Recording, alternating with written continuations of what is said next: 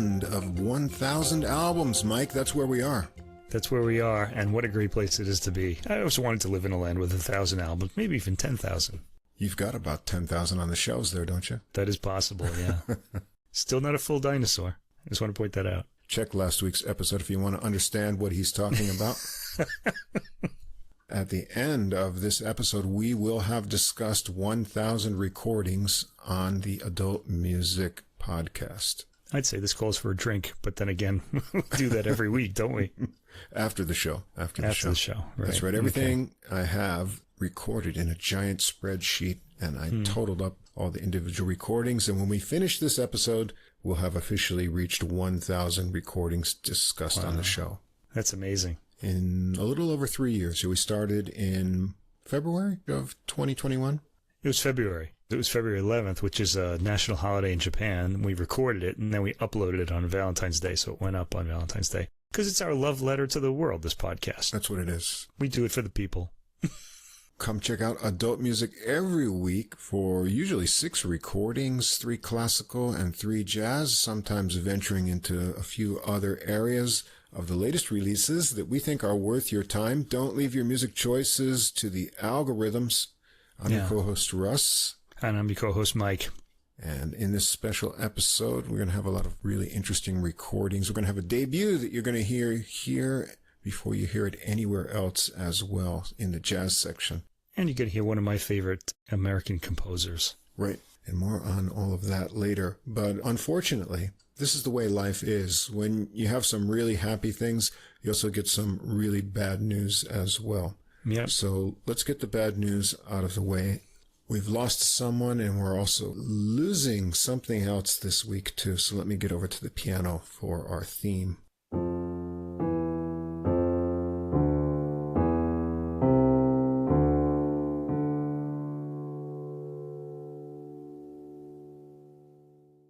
I'm sad to report that this week we lost a great trumpet player in Jim Rotundi, who died suddenly on July 7th at the age of 61. Downbeat magazine reports the cause of death as heart attack. Jim Rotundi was born in Butte, Montana.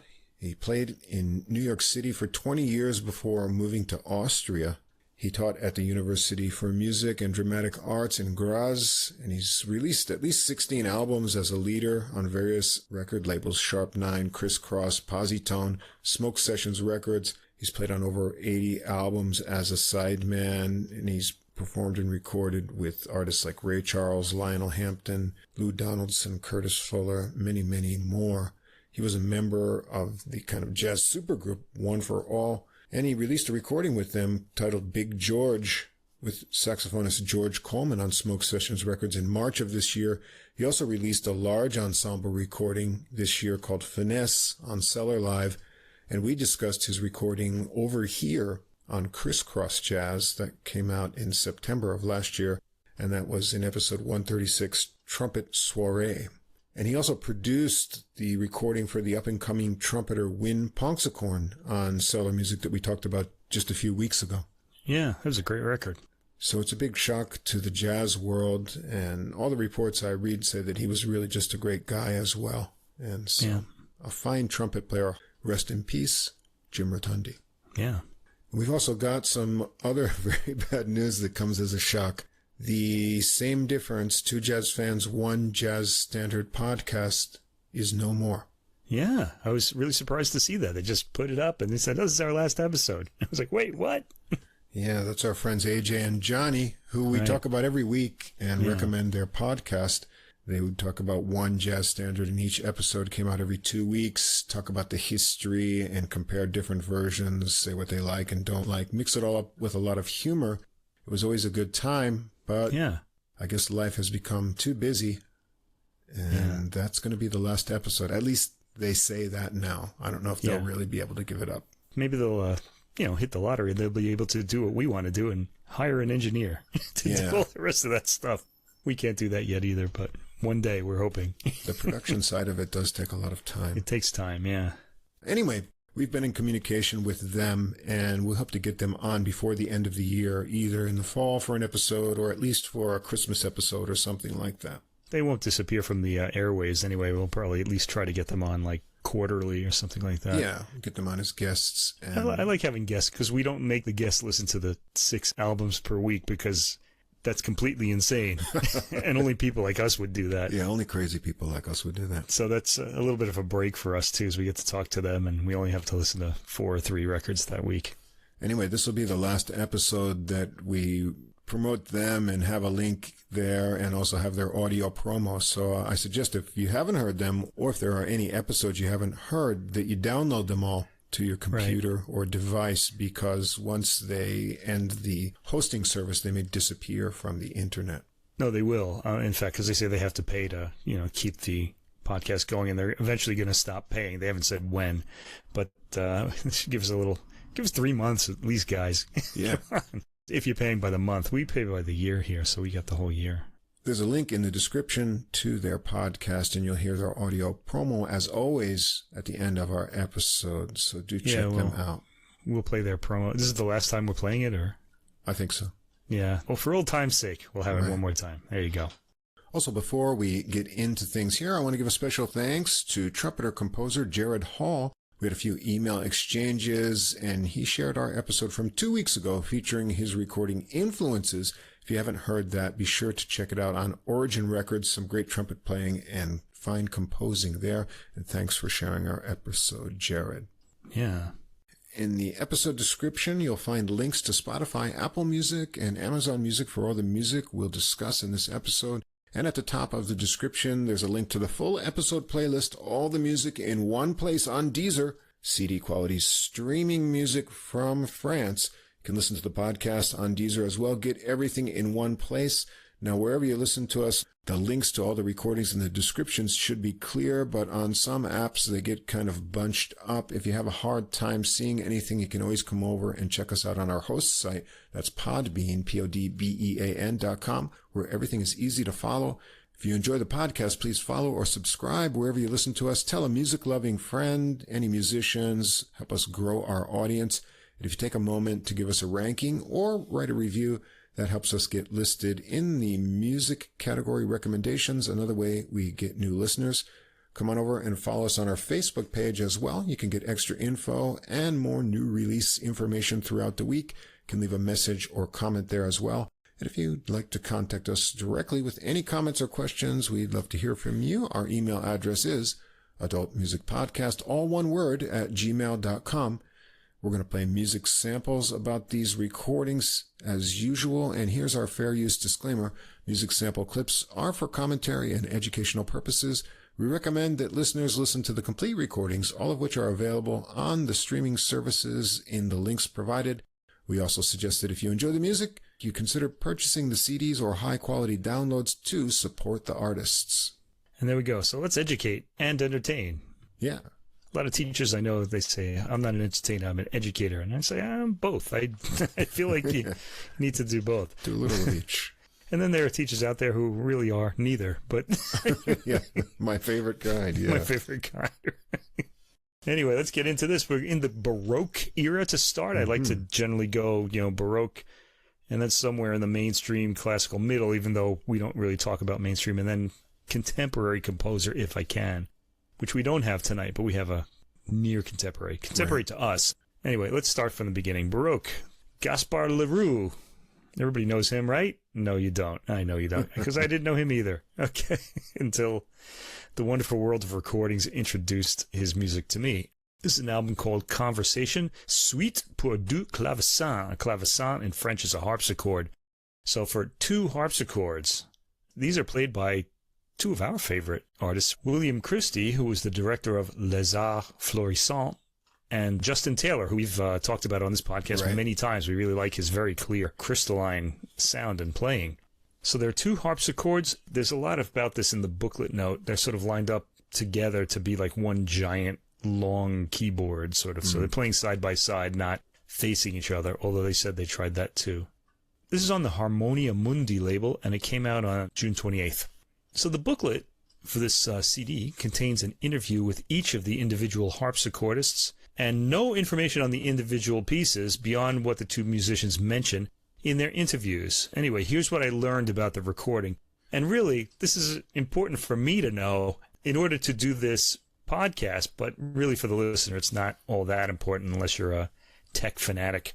Anyway, back in 1977, that was before I was really listening to classical music, William Christie recorded Gaspard Leroux's Pièce de Clavecin with harpsichordist Arthur Haas. Christie says Leroux's keyboard music is very different from the style of keyboard music in France at the time. It wasn't inspired by the Couperin family.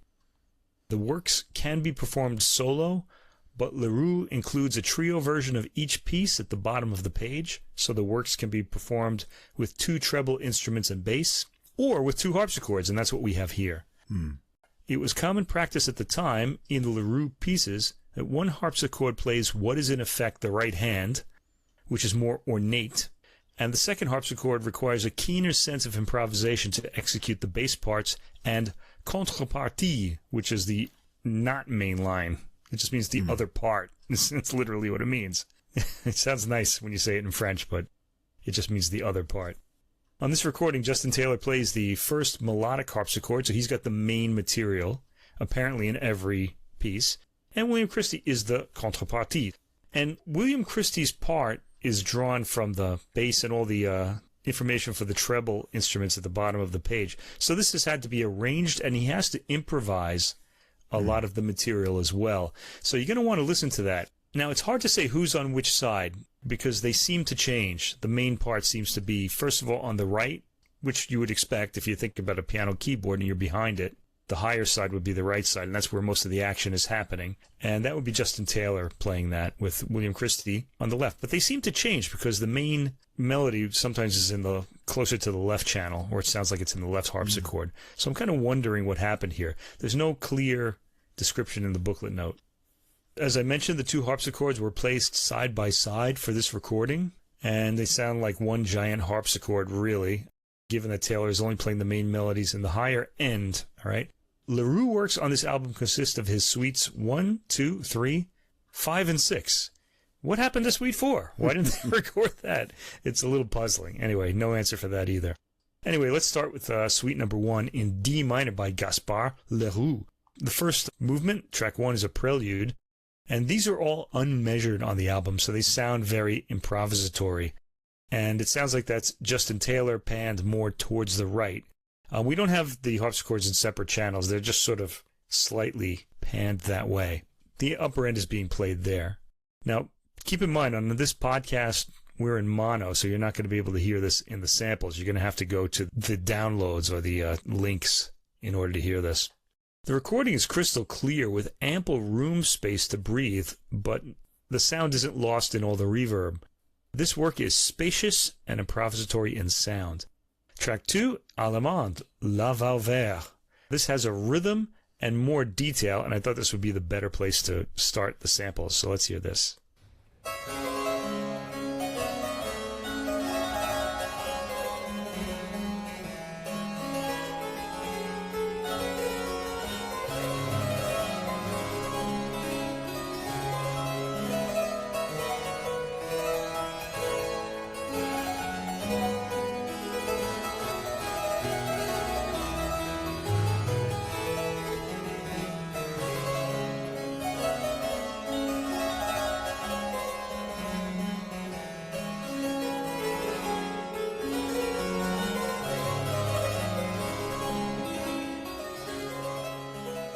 Now, it's kind of hard to say who's who here. It sounds to me like the main melody is in the left channel, so I'm guessing that's the left harpsichord.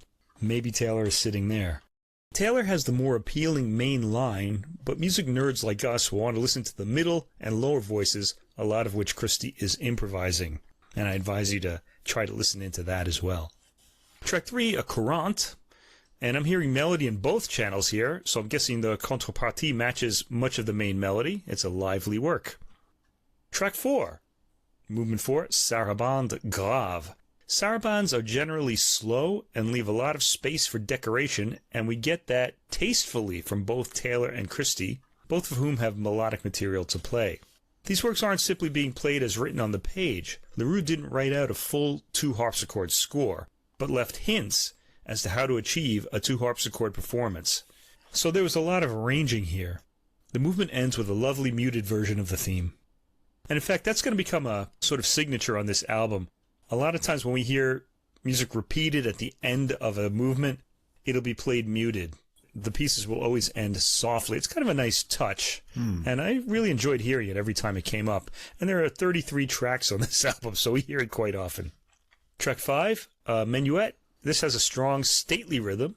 Taylor plays that, but listen to the inner voices where Christie is adding a lot of material. There's a real creative sense to the playing.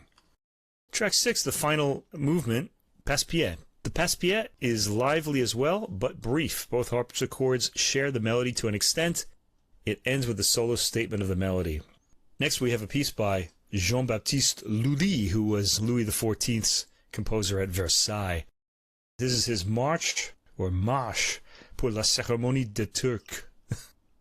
It's an extract from Le Bourgeois Gentilhomme, which is kind of a well-known work by Lully. Act 4, Scene 5. It starts in a stately manner, and the playing has good energy, much more than we usually hear in a harpsichord recording. I'm going to sample a bit of that, and you'll hear a bit of a different sound.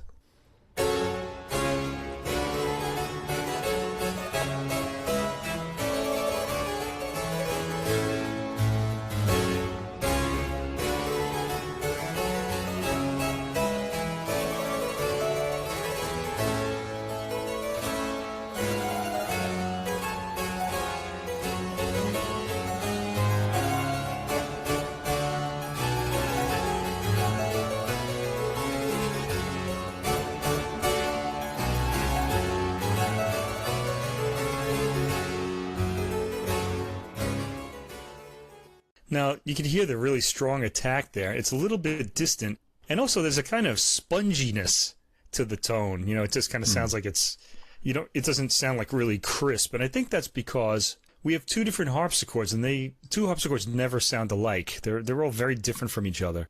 So that's the result of that. It's pretty interesting to my ear, though. I really like it. Tracks 8 through 11, Gaspard Le Roux, Suite number 2 in D major. This starts with an Allemande grave on track 8, subtitled La Lorenzani. And I'm going to sample the beginning of this one, too.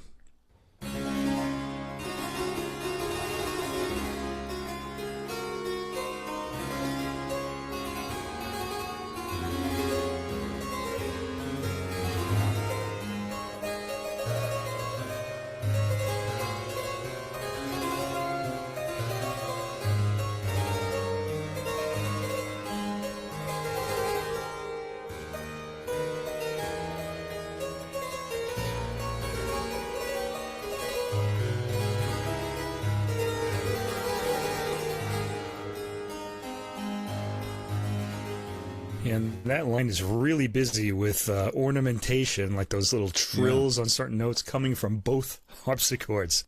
It's pretty amazing. Oh, I should mention that Christie and Taylor are both from different generations, Christie being much older, and Justin Taylor being like one of the younger harpsichord players out there today.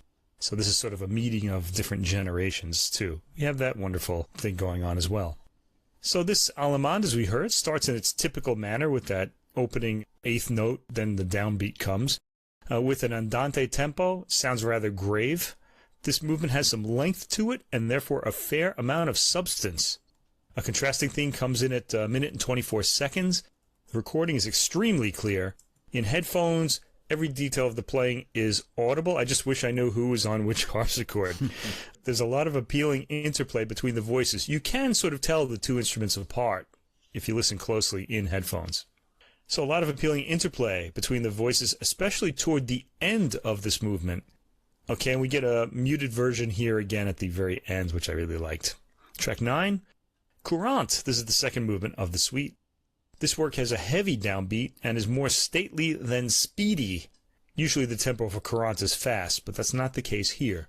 Right at the first minute, there are several brief muted passages that catch the ear. One of the things I love about harpsichord recordings is when the mute will suddenly go on, you'll hear this sort of different timbre, and it sort of comes as a surprise. I really like that. You get a lot of that on this recording.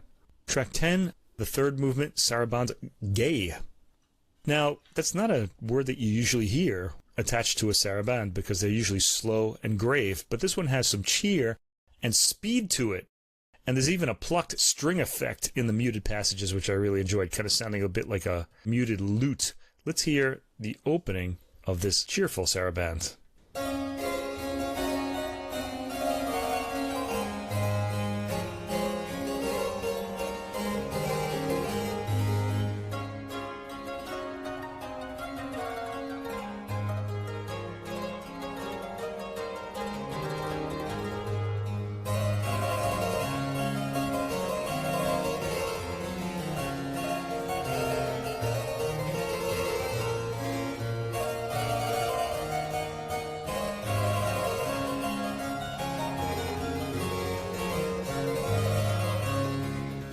That's more than half of it that we just heard.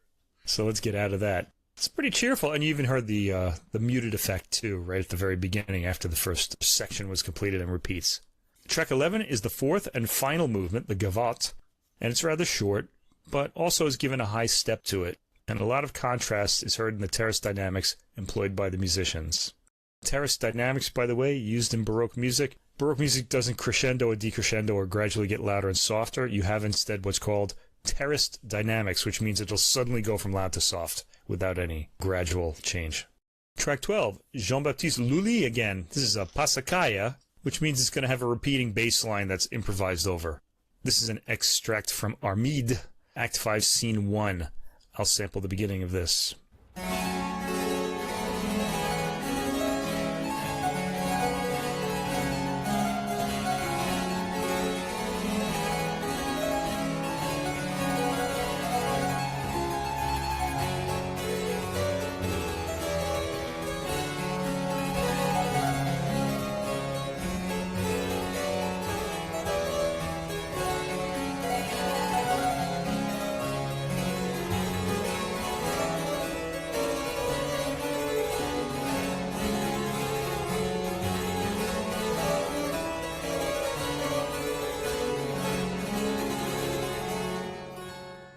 I should have let that play a little bit more. It's a little pretty sudden quietening.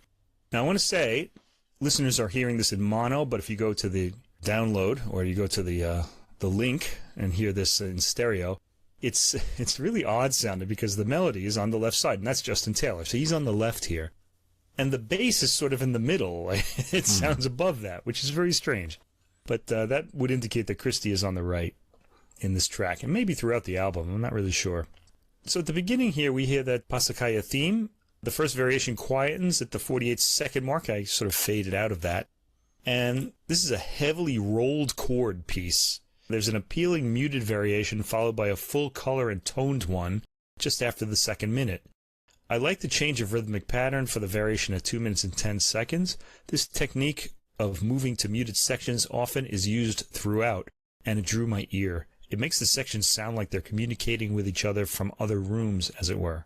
It's an impressive performance. Track 13, Francois Couperin, one of my favorite composers and really a very influential one for the French in the Baroque era. This is a piece called La Menetou, which is from Pièce de Clavecin Livre 2, Septième Ordre in G major and G minor. This is a work for solo harpsichord arranged for 2 harpsichords by the artists.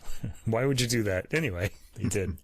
Couperin's music really does sound different to what we've heard. While Lully's is orchestral and splashy, this is more modest and refined, and really this is what we think about when we think about the French Baroque era. It sticks to the mid and lower range of the keyboard too, so it's not quite as bright. Let's hear that, and you'll see what I mean.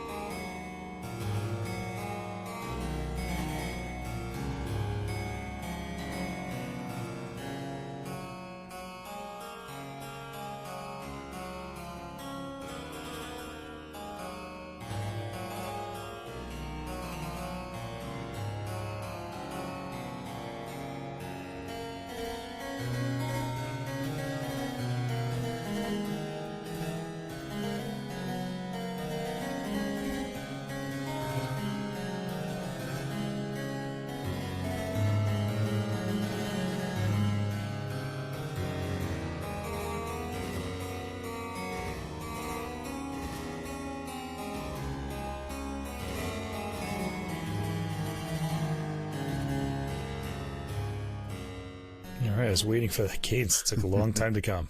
So you'll notice about 18 seconds in, there's a sort of a light sort of mute that went on that gave the tone a more nasally sort of sense to it. These little subtle things are what make these harpsichord recordings special. The piece brightens up more towards the end, but always maintains its decor. It rather progresses as a series of variations, and there's a set of wonderful false cadences in the last 45 seconds. Tracks 14 through 20, back to Gaspard Roux. Suite number 3 in A minor. This starts with an unmeasured prelude, and it starts with some sustained bass notes. Flourishes are played over slowly progressing chord changes, and it's over before you know it. Just a brief statement, or a little taste, a little palate enlivener before the Allemande in track 15. This is the second movement. And hearing the two harpsichords roll the first chord gives this a full, sumptuous sound for harpsichords anyway. The opening phrase gets to its cadence pretty quickly, and there's some added ornamentation for the repeat. Just after about a minute in, there's a subtle change of timbre to the instruments, which is caused by the mute. The instruments don't ring out quite as much there. The texture becomes gentler in the high end at the end of the first minute, and the movement ends with this timbre. Track 16, the third movement, Courante. This dance is given a vividly defined rhythm with a strong accent on the downbeats. I always appreciate it when Baroque dances are given a danceable rhythm, if not a danceable tempo. Christie adds a lot of ornamentation to his middle voices here. Track 17, a sarabande. This is the fourth movement. The bass leads the melodic material upward at the beginning, then downward after the phrase is done. It's rather pretty, and this is one of the slower sarabandes, so I should sample this so you know what they generally sound like.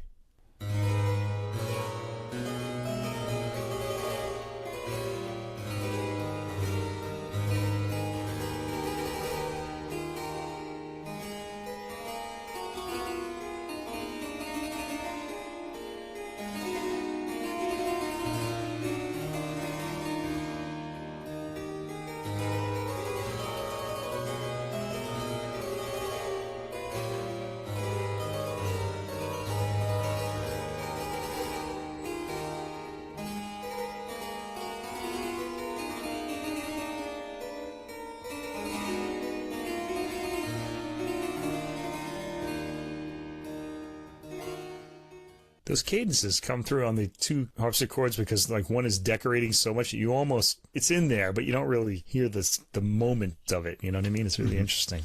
So timbral contrast is added to the end of this, quietening the sound, as this duo does often on this album. Track 18, Sarabande en rondeau. So this is kind of a rondo form with a sarabande rhythm. It's a different sarabande with a similar tempo, and it sounds like Christie has a lot of solo space here. Taylor playing the chords in the middle range with trills. Taylor eventually comes back into the lead melody, but it sounds like it gets passed back and forth at times. For example, at 1 minute and 40 seconds, I'd guess that's Christie playing the main melody. The mutes go on for the last statement of the theme again. I hope I didn't say that was the last movement, because it's not. Track 19 is the sixth movement, a gavotte, which is a more lively dance. It's in bright, full tone. It sounds like the left channel has the theme, while the right channel plays contrasting material high up. And then track 20, the seventh and final movement, Menuet 1, followed by a double of that menuet, and then Menuet 2. The first menuet has a clearly etched rhythm with lots of ornamentation. The timbre brightens for the repeat of the opening, and then we get the double and Menuet 2, which just kind of more notes are added, really. The tempo is still the same, but the rhythmic speed just speeds up. Tracks 21 through 24, Gaspard Roux again, suite number 6 in F sharp minor. We've skipped ahead here. So track 21, number 1, Allemande Gay. I'm hearing most of the melodic material toward the left channel, and that's going to be Justin Taylor. There is some contrepartie going on in the right channel, that's Christie, but the melody dominates, and this is a brief piece. Track 22, Courante, followed by a double of that Courante. This Courante has an appealing set of brief pauses in its line, and the movement picks up a lot of ornamentation in its repeated sections, making me feel like I'm moving through a dense foliage of tone once we get to the double. Anyway, let's hear just the opening part, the opening Courante, what we hear at the beginning of the track.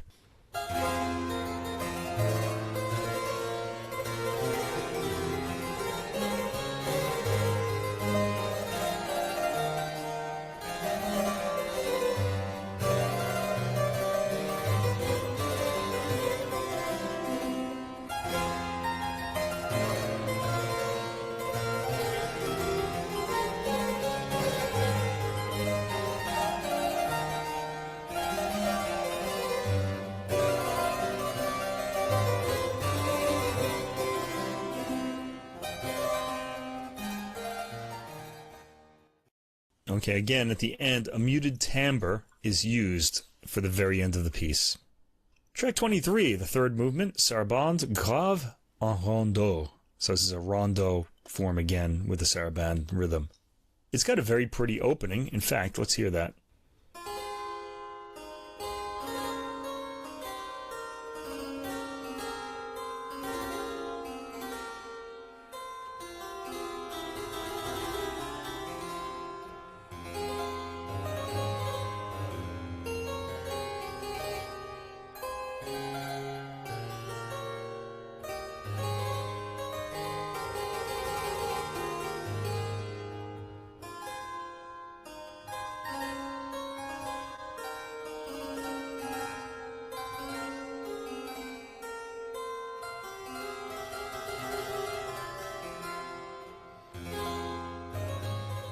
And one or maybe both of those harpsichords are making a really beautiful chiming sound.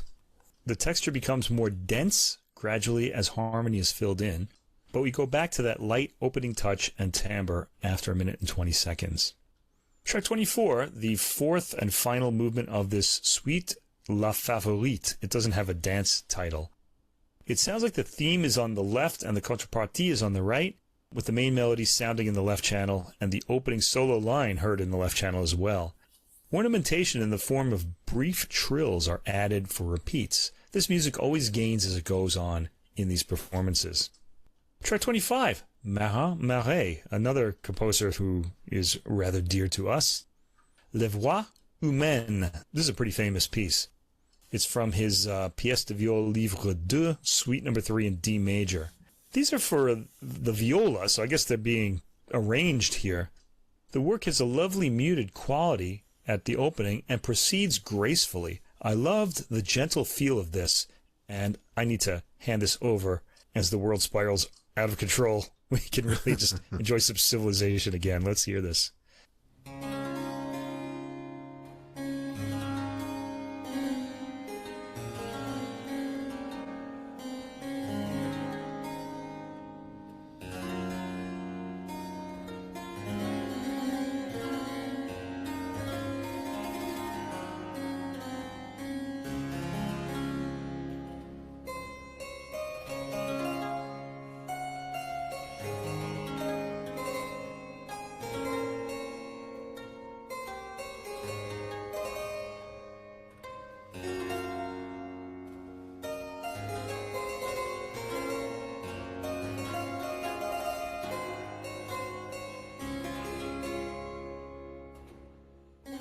Now, Christie in that, if you're listening really closely, and I suggest you do, he provides a bit of ear candy because as he's playing the bass, he switches to the mute, like in the middle, as Taylor continues in the same tone. It's just this wonderful little moment. It's like a very subtle change, and those things just give such pleasure if you catch them. So at the end, there's a lovely muted section sounding more lute-like, but with some reverberation to it. It ends the piece. Track 26, Gaspard Roux, Gigue in G major. This is a celebratory sounding gigue. It's pretty straightforward and fairly slow. By the way, in English, a gigue is a jig, the kind of thing you would do on a ship, and it's in 6/8, you know.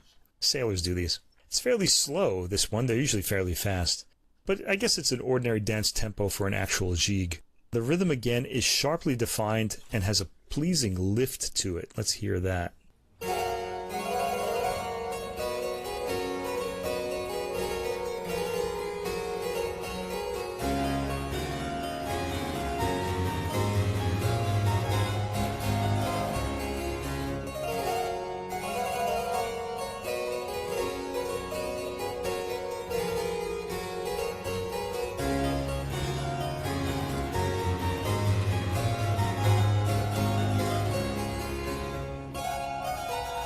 It's a popular dance, but it kind of proceeds in a stately way here. It's pretty interesting.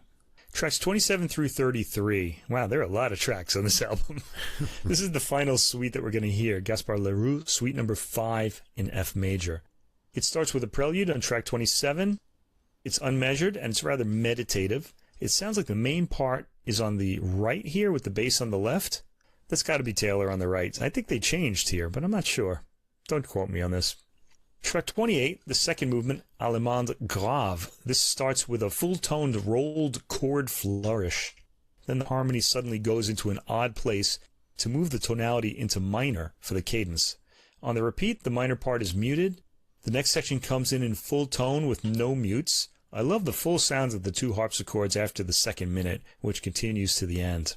Track 29 is the third movement, courante. This is a dancier courante with pauses in the melody. It sounds rather triumphant in its major key and lively rhythm. Track 30 is a chaconne. This is the fourth movement. And I was taken by the sudden descending opening of this work, which makes it sound like it's starting somewhere in the middle of a phrase. Listen to this. This is the beginning of the movement.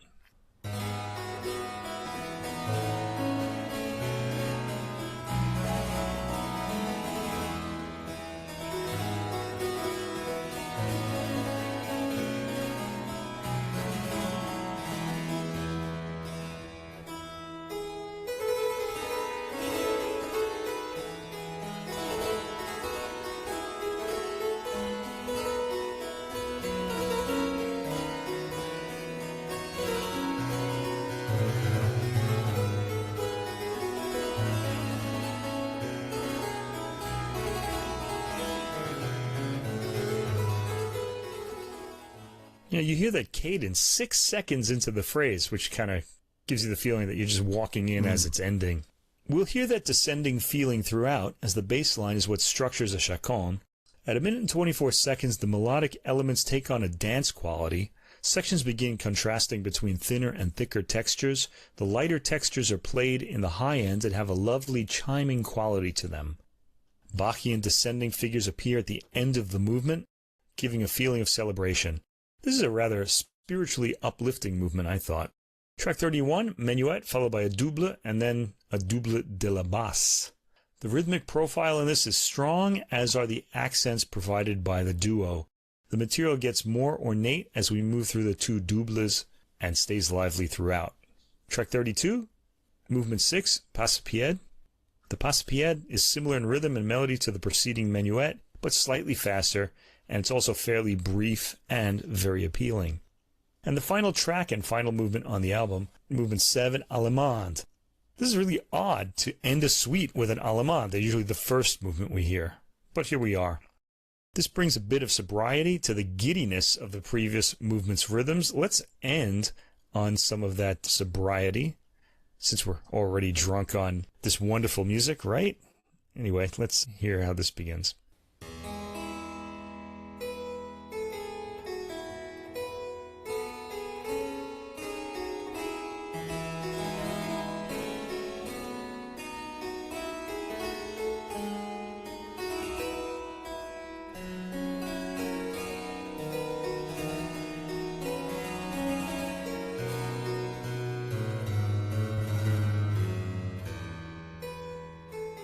I really like that slowing down at the very end of the phrase to introduce the next one.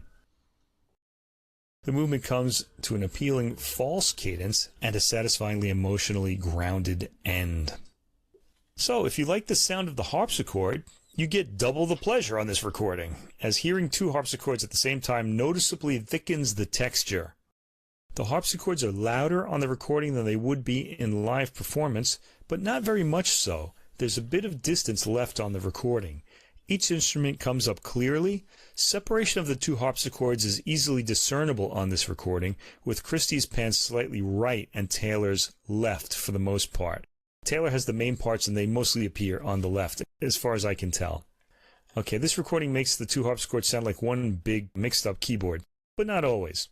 I wondered if the two performers switched positions for certain of Rousse's suites, because sometimes the main melodic material seems to be consistently coming from the right, but there's no way to tell without seeing a video, and to know which mic is the left and which is the right channel.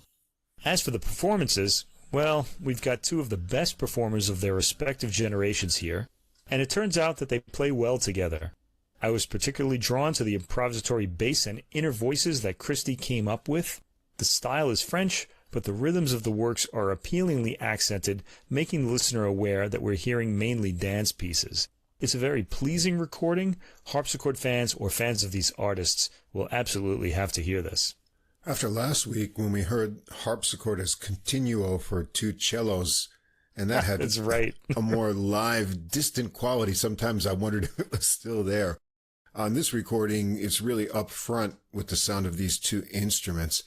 Cellar and Christie can achieve impressive volume and layers of sound, but the material does range from delicate and subtle to both bold and forceful.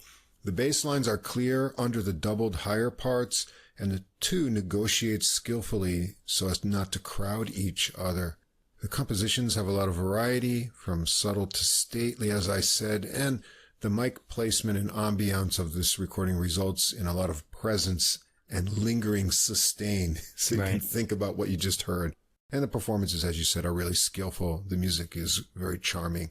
I think you'll like this recording. Yeah, and I posted a video of the two of them playing on our Facebook page, so you can check that out. You can see how this was set up for the recording. Okay, our second classical recording of the week is a set of piano quintets, one by Bela Bartok and one by Ernst von Dohnanyi, Hungarian composers. This is by the Zemlinsky Quartet, they're Czech, and Paolo Giacometti, an Italian pianist. And it's on the Evil Penguin label. This is the first time we're talking about them. They're based in Belgium, and this recording came out on June 7th. Apparently, the Evil Penguin record label have a similar sense of humor to us at Adult Music with our glowing neon logo. Right. Suggesting questionable pleasures. Oh, did I tell you this story? By the way, now that I mentioned this, I have to say this. I gave that card to a Japanese woman, and she looked at it with a look on her face of utter disgust. I don't think she listened to it. I don't know. I like the logo. I want to keep it, but maybe we should get some... one day we'll get some professionals to decide whether it's an appropriate design for what we're doing. I don't know. I think it's good, though. So Evil Penguin says they're artist-oriented rather than repertoire-oriented, so we should concentrate more closely on the quality of the performances here. I actually do a bit of both. By the way, we did write to Evil Penguin to get a booklet so that we kind of know a little bit of background about the pieces, but they never sent one. Somebody wrote to us and said, oh, well, I'll have this other person send it, and then we never got it. So anyway, it's okay, but maybe that's why they're evil. Maybe that's why they're evil. They just said they'd send it, and they didn't. No matter, though, we can go through this one. This is fairly familiar music. Anyway, Bela Bartok, we know him from his really often harsh, dissonant kind of string quartets or piano concerti, all of which I really love. There's a lot of like East European spice in them. This is an early work, piano quintet in C major. Now, he didn't write much music that had titles like piano quintet. Anyway, he wrote this when he was younger, and this is before he really found his style that would make him, who he was. This is kind of like Brahms with a little paprika on it. Yeah, I use the paprika idea a lot too, yeah. I'm going to start this with a sample. Let's just hear what it sounds like right away before I say anything about this first movement.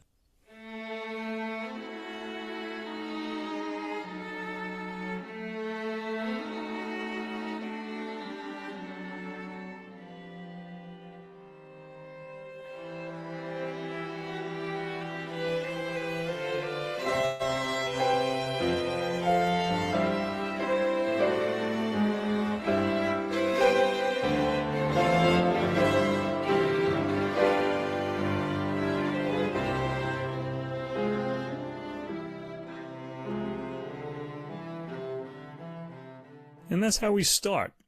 The work is romantic sounding, as you heard. Doesn't really sound like Bartok. It actually sounds a bit like Brahms, who really inspired Bartok a lot in the opening. The acoustic is spacious, with a lot of room sound, particularly on the piano. There's a bit of distance between the ensemble and the recording equipment, but everything comes up clearly. The sound breathes really well.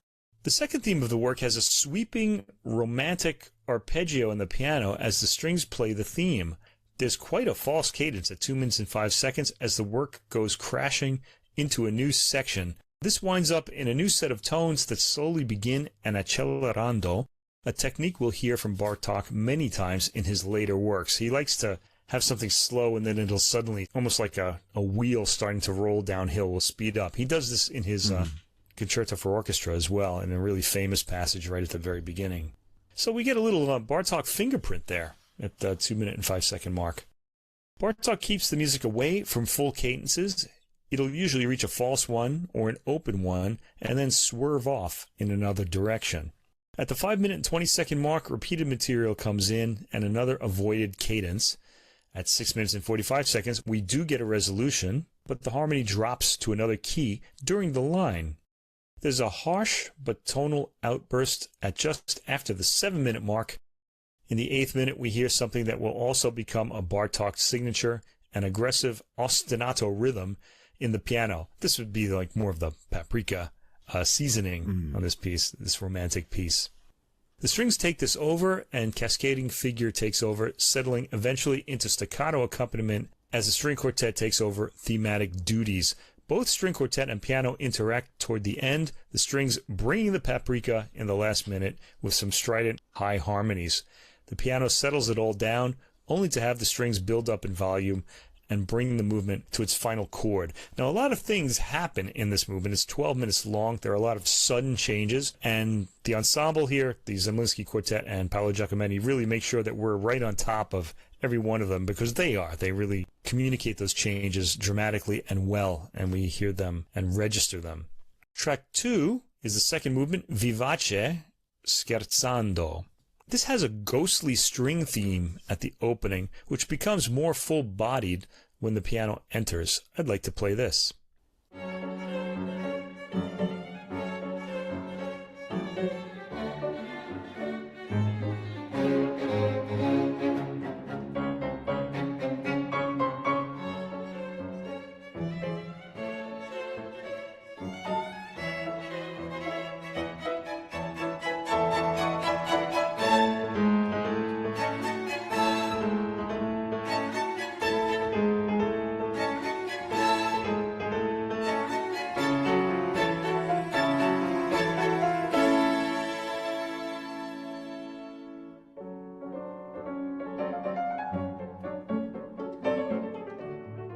Really interesting to have a full stop like that right at the beginning, so soon in. At 1 minute and 21 seconds, there's a sudden folk dance rhythm in a steady meter. Usually we'll have changing meters in Bartok's later work. The strings play the theme as the piano keeps the rhythm and occasionally decorates the line. At 2 minutes and 51 seconds, a cadence is reached. The chord is sustained, then redirected into a new key, which seems to be Bartok's modus operandi in this piece, as the quieter, more romantic B section begins. At 4 minutes and 25 seconds, a vigorous dance rhythm begins in the strings and reaches a cadence. It moves on to a new section with the piano leading. In the 6th minute, we hear the ghostly theme from the beginning extended in the strings. The movement ends with a vigorous dance in the piano, broken up by a brief musette type of interlude by the strings. So a musette would be almost like a bagpipe. It'll have like a droning bass, and there'll be sort of changing notes above it. There's a crescendo to the final chord. Bartok really using romantic modes of expression to really get the passion out of this piece. Track 3, Adagio. Here the strings play a heavy-sounding, unresolved line, which the piano ponders over afterwards. Let's hear the opening.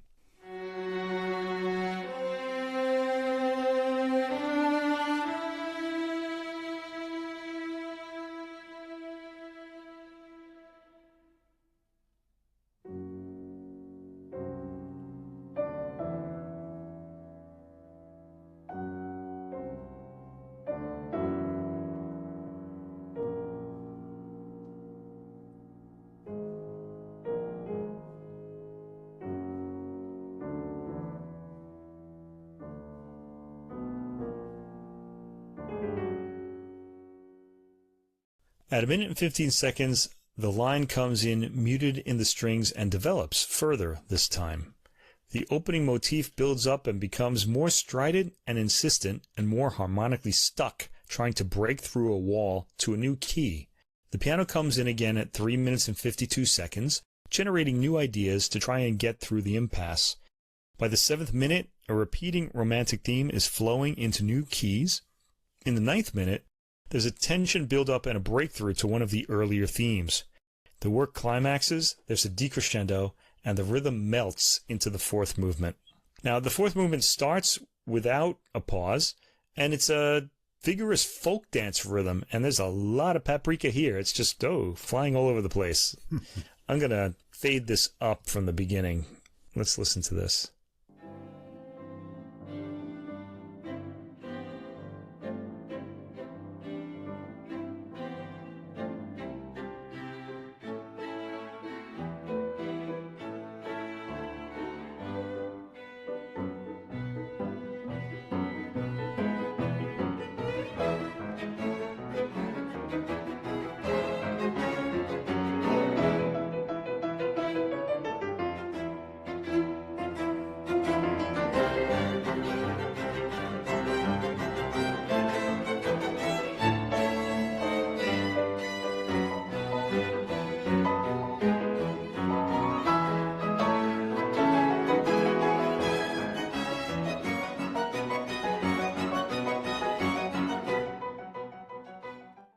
Now, that accelerando that we heard at the beginning would make more sense if you had heard the third movement. It sort of goes from the slow tempo from there, and then we get that vigorous dance eventually. The Zemlinsky Quartet and Paolo Giacometti here inject a lot of energy into the rhythm and really catch the sort of folk song profile really well. It comes across in character. We hear some harmonic and rhythmic styles that are going to feature heavily in Bartok's future compositions. There's a light interlude at around 2 minutes and 40 seconds. The opening dance keeps coming back like a rondo theme. In the fourth minute, fugal entries of a theme are heard in the piano. The quartet joins in the chase. I like the effect of the slow accelerandi from a slower theme to the main dance theme. We hear a particularly good execution in the sixth minute as the theme comes back and builds an excitement only to melt into a lighter dance momentarily. Its energy fades, but the piano suddenly injects enough life to get the entire ensemble racing to the finish. The work may not be characteristic Bartok, but it's an excellent work, big boned, brimming with ideas, and it's got a lot of proto-Bartok in it. Tracks 5 through 7 are by Ernst von Dohnanyi, his Quintet number 2 in E-flat minor, opus 26, composed in 1914. This is a 3-movement work. The fifth track starts with the first movement, Allegro non troppo. This has a hushed minor feel to it. There's a soft sort of heaviness to the opening, soft in volume, that is, but there's still that kind of heaviness. Let me sample the opening.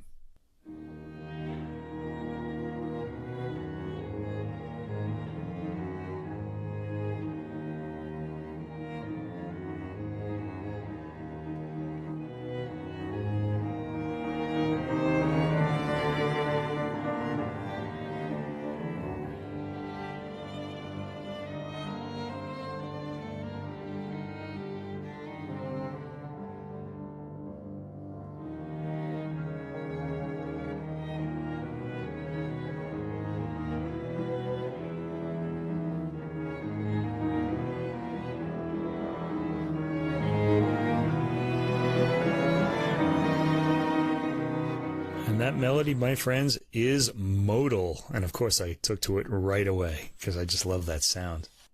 The flow of the melody is compelling as well. A theme involving the repeated chords on the piano starts at the 51-second mark with nice pizzicato arrangement in the strings. A tension buildup in the strings rapidly follows as the key becomes more unstable. Events happen quickly in this movement. At 1 minute and 40 seconds, the piano has the second melody as the key stabilizes, so it's sort of like a sonata. If you compare this to the Bartok we just heard, you can hear that this piece was written with more maturity to it, just in the way it just flows one section into another. That's not to denigrate Bartok, though. He was a really young man at that time, and I think he wanted to startle, whereas Dohnanyi here is a bit older, and he's got everything in its place, sort of. The entire exposition has the feeling of being a satisfying whole in this piece. At the 4-minute mark, the development section begins with the repeated chords in the piano stretching to new harmonic areas, and other thematic elements come in. At the 6-minute mark, we burst into a new key, after which we hear a more sumptuously arranged version of the opening. In the last minute, as we seem to be heading for the end, there's a brief detour into a coda that restates the opening hushed string melodies. This fragments, and the movement ends with the piano playing the last melodic notes as the strings underline the chord. Track 6 is an intermezzo, marked allegretto. It's the second movement. It has an old-world dance feel to it. It's in 6/8, I would guess. Let's hear the opening.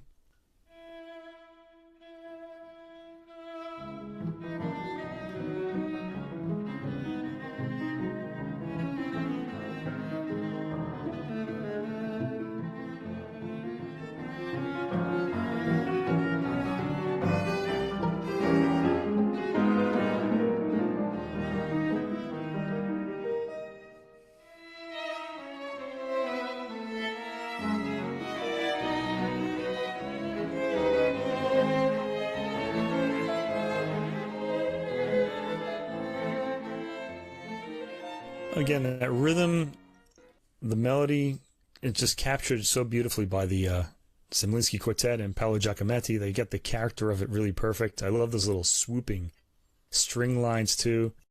Really gives a real quality of the time and place to this piece. It feels affectionate, really, the playing. The piano comes in afterwards to finish the section. Then a quicker section, the allegretto, comes in, where the piano and strings skitter toward various possible resolutions, but don't reach them until the piano finally stops the motion on a tonic chord. The skittering patterns make a few more brief appearances between restatements of the dance, and the movement ends with the dance petering out.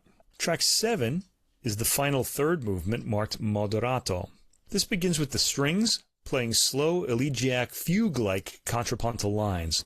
The piano then comes in solo and plays tolling chords. Lovely tone on these two, and the recording captures the sound well. The strings eventually come in with individual melodies and add some warmth to the somber piano chords. There's a resolution brought by the piano, and a further somber section starts. Counterpoint continues in the strings. Emotion finally emerges from the strings toward the end of the 4th minute as the crescendo pushes all 5 instruments into higher emotional gear. We get some paprika for the first time in the entire work in the 6th minute, and that's where I'm going to sample it.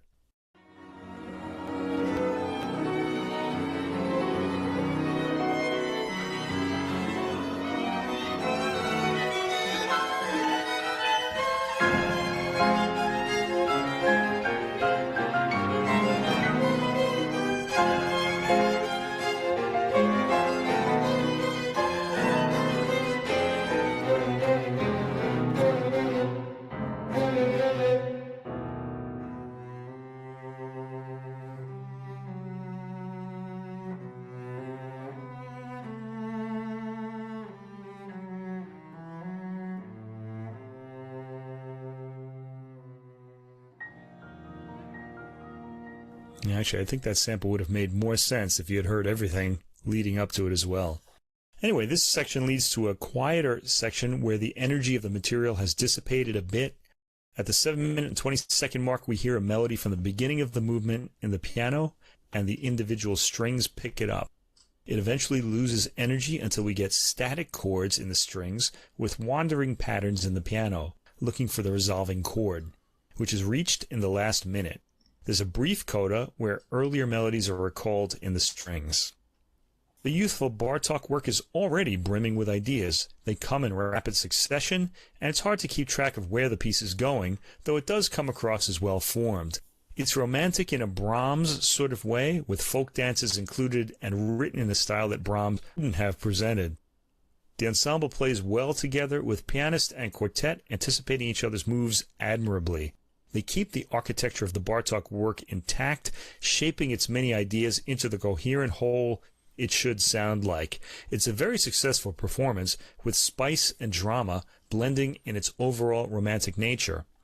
I liked the Bartok a lot, but found the more mature Dohnanyi work much more satisfying, and I think the qualities of the Zemlinsky Quartet and Paolo Giacometti are more fully on display here as far as melodic shaping and structural communication of the work. It's a more comfortable work structurally.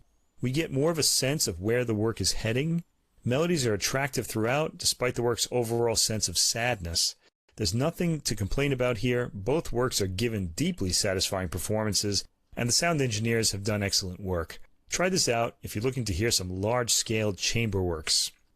I like this pairing of these works. I found them both kind of enjoyable. Like you mentioned, I kept thinking of Brahms for this early Bartok and how different it is from his later works. But I found it enjoyable. I liked the performance. I had not heard the Dohnanyi before, but I really enjoyed it. The first movement is really dreamy and charming when it comes in, and I like the atmosphere that created. I like the ending on the piano with the soft strings, and then you get some more motion in the second movement with the waltzing feel or the 6/8.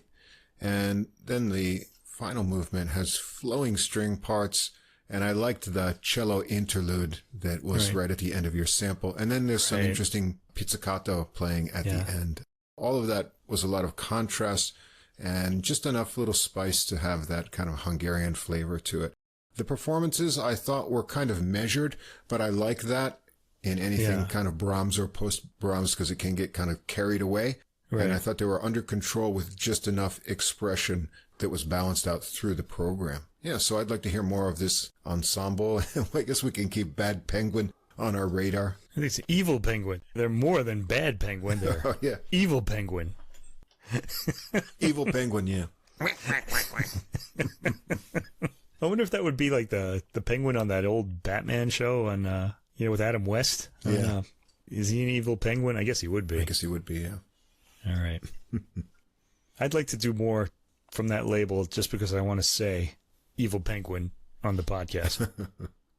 All right, moving on to something a little closer to home for us. Well, not here in Japan home, but in the United States home, or especially for Russ, really. For me. But I'm not too far away. Christopher Rouse, one of my favorite American composers of all time. Now, Rouse died in 2019, so he was a contemporary to us for quite a long time and probably to a lot of our listeners. So he's recently deceased. And that made me really sad because I like his music. And now he was fairly young. He had cancer. He was in his 60s, I think. Yeah, so we're not going to hear anymore. Anyway, with this album, we get 3 of his concertos. And there are 3 concertos that haven't been recorded commercially anyway before. The soloists on this are Eric Berlin on the trumpet, Katherine Needleman on the oboe, and Peter Kolkay on the bassoon. So we're going to hear his trumpet concerto, oboe concerto, and bassoon concerto. This is played by the Albany Symphony Orchestra, conducted by David Allen Miller, and it's on Albany Records, released on June 21st. Now, you have some experience with the Albany Symphony Orchestra. Well, not only have I seen them perform a lot under David Allen Miller, because he's been the conductor for a long time there, but I used to study trumpet with a former and now departed trumpet player in the Albany Symphony Orchestra, Hank Carr. And so I have fond memories of being one of his students. One of the trumpets that I still play to this day, I have the tag that said Best Sound by Hank Carr. So he would go into the music store, and in those days, there was a lot of variety in the quality of sound you would get out of an instrument. And he would go in every year and play them all and recommend the ones that his students should buy. So I picked out that one, of course, and used it in my studies. And I would often go see the Albany Symphony Orchestra play when I was in upstate New York. Yeah, I have to say, the Albany Symphony Orchestra on this recording are really outstanding. This is a pretty amazing set of performances. Yeah, it's great. And they really seem to get that rhythmic nature of Rouse's compositions, which not every orchestra does. So. Yeah, although I've noticed that lately they've been doing it. A composer's music has to be out there for a while before, I guess, orchestras really get it. Because at first they're reading off the score, and then once you get familiar with it, I guess you can start putting in the elements. And this recording comes up sounding really great. Anyway, let's talk about it, and then we'll mention all of that towards the end. The first piece, speaking of trumpet, is Rouse's trumpet concerto entitled Heimdall's Trumpet, and he composed this in 2012. This features Eric Berlin on the trumpet, and he's the principal trumpet of the Albany Symphony Orchestra and a member of the Boston Modern Orchestra Project, which we talked about on the podcast. We interviewed Gil Rose a long time ago, and Empire Brass Quintet as well. He's also assistant principal trumpet of the Colorado Music Festival Orchestra. So this piece was commissioned by the Chicago Symphony Orchestra for its principal trumpeter, Christopher Martin. The title of the work refers to the Nordic god Heimdall, whose blasts on his trumpet announce the onset of Ragnarok. I hope I said that right. The Norse equivalent of Armageddon. So Ragnarok is what's going to happen with Thor and all those people, I guess. The title refers to the finale, so we don't get Heimdall in the first movements, where a very short orchestral fortissimo outburst is followed by an extended silence. Now, I haven't seen the score, but the silence is actually written into the score, so the audience has to remain quiet in the silence of after the destruction of the world. And then they applaud, I guess. Track 1, the first movement, is declamatory in nature. A declaiming trumpet plays the opening line, fanfare-like, and other trumpets, sounding perhaps off-stage, but far away, answer. When Rouse uses percussion, it comes in loud, and 2 loud bursts push the trumpet on to further themes. One of the things that attracts me to Rouse's music is that he was inspired partly by rock music, and he uses rock music's volume in his symphonies. I once read a review of his flute concerto, and the reviewer wrote in parentheses about his flute concerto, surely the loudest ever written. The loudest flute concerto ever written. We don't really think of volume when we think of the flute, but anyway, let's get to this. Now, the trumpet is a pretty loud instrument, so you know you're going to get some powerful writing here, and let's hear what he does.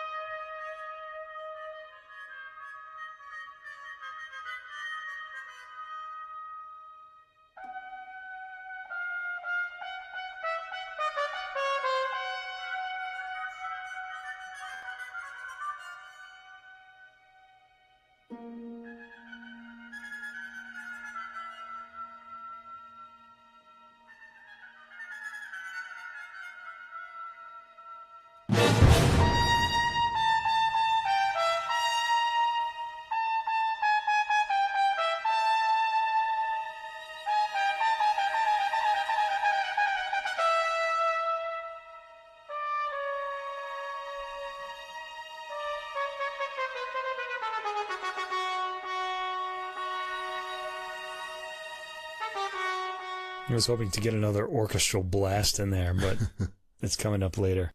That didn't kind of sound as loud in my headphones as it did in the stereo. It really just kind of... I think I felt some wind coming out of those speakers when that happened. Anyway, it's a pretty magnificent opening. The solo trumpet has a lot of time, virtually to himself at the beginning of the work, and there's some fascinating quiet orchestration around him. Eric Berlin's tone is ideal for this work, strong and steady, really crisp and clear too, laser brightness and a deep sense of dignity to the tone. Some of the brass harmony and timbre achieved at the 2-minute and 30-second mark is fascinating.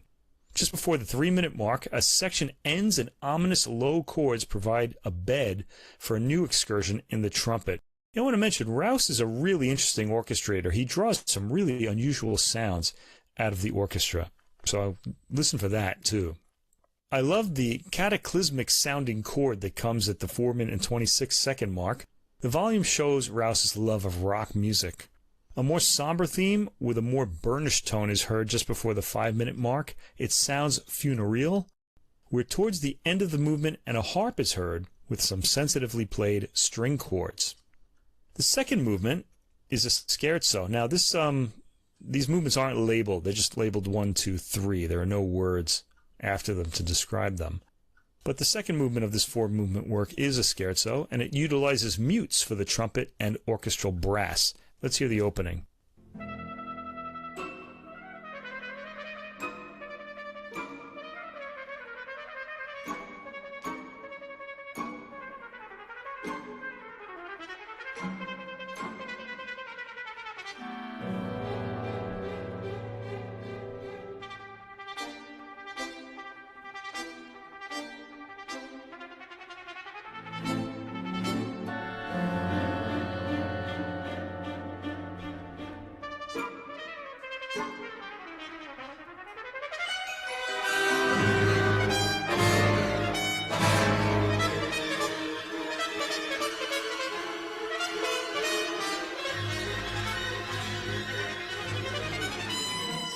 Now, I got to say, there's some amazing technique in that trumpet line there with those rapid repeated notes. Boy, I really hope people are appreciating that. It's a great performance. This scherzo movement picks up from the first movement without a pause.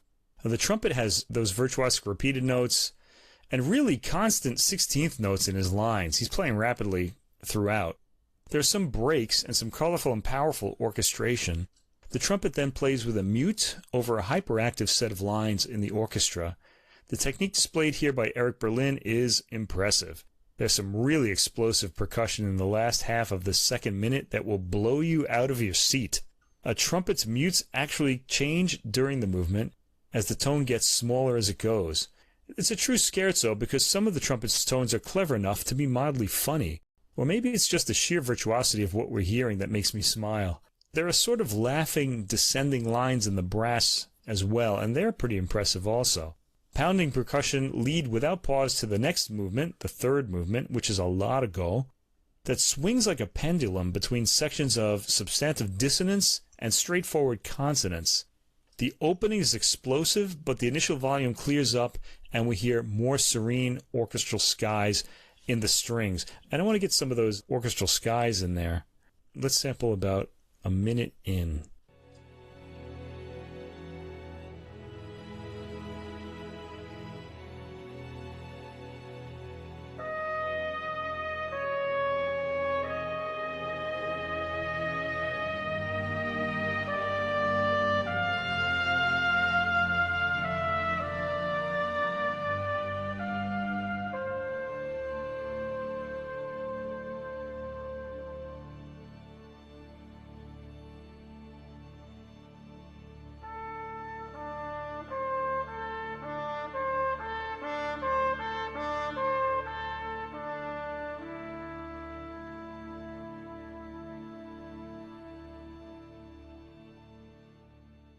And that movement goes on at about that speed.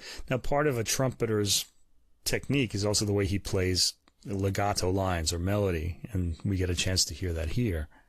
The orchestra remains still as the trumpet plays its melodic figures. There are some quiet rolling lines that develop in the orchestra, but for the most part, it remains on pedal harmonies for long periods of time.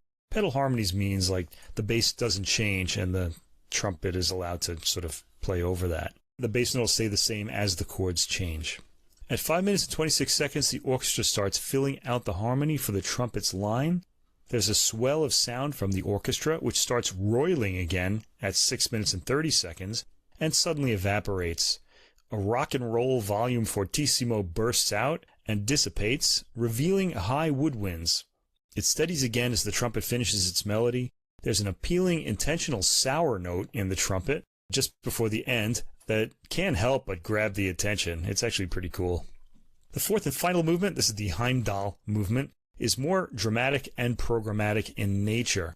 Ominous low winds set the scene for the trumpet's upward moving figures. At 1 minute and 18 seconds, the rhythm really starts moving, as does the trumpet line, and I'll sample that.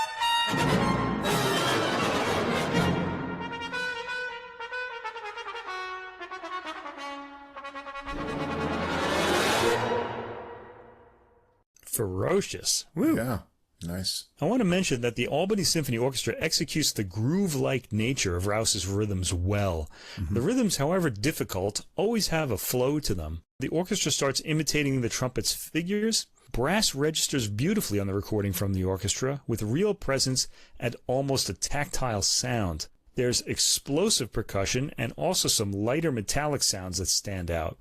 At 3 minutes and 41 seconds, the music stops, and percussion quietly start things up again. At 4 minutes and 13 seconds, we get a heavier brass sound, probably accompanied by similar brass sounds in the orchestra. Everything starts sounding ominous here. The ending trumpet lines are athletic. There's a drum roll as the trumpet builds up. At 5 minutes and 21 seconds, we're probably hearing the end of the world. Let's hear that so that you recognize it when it comes in real life.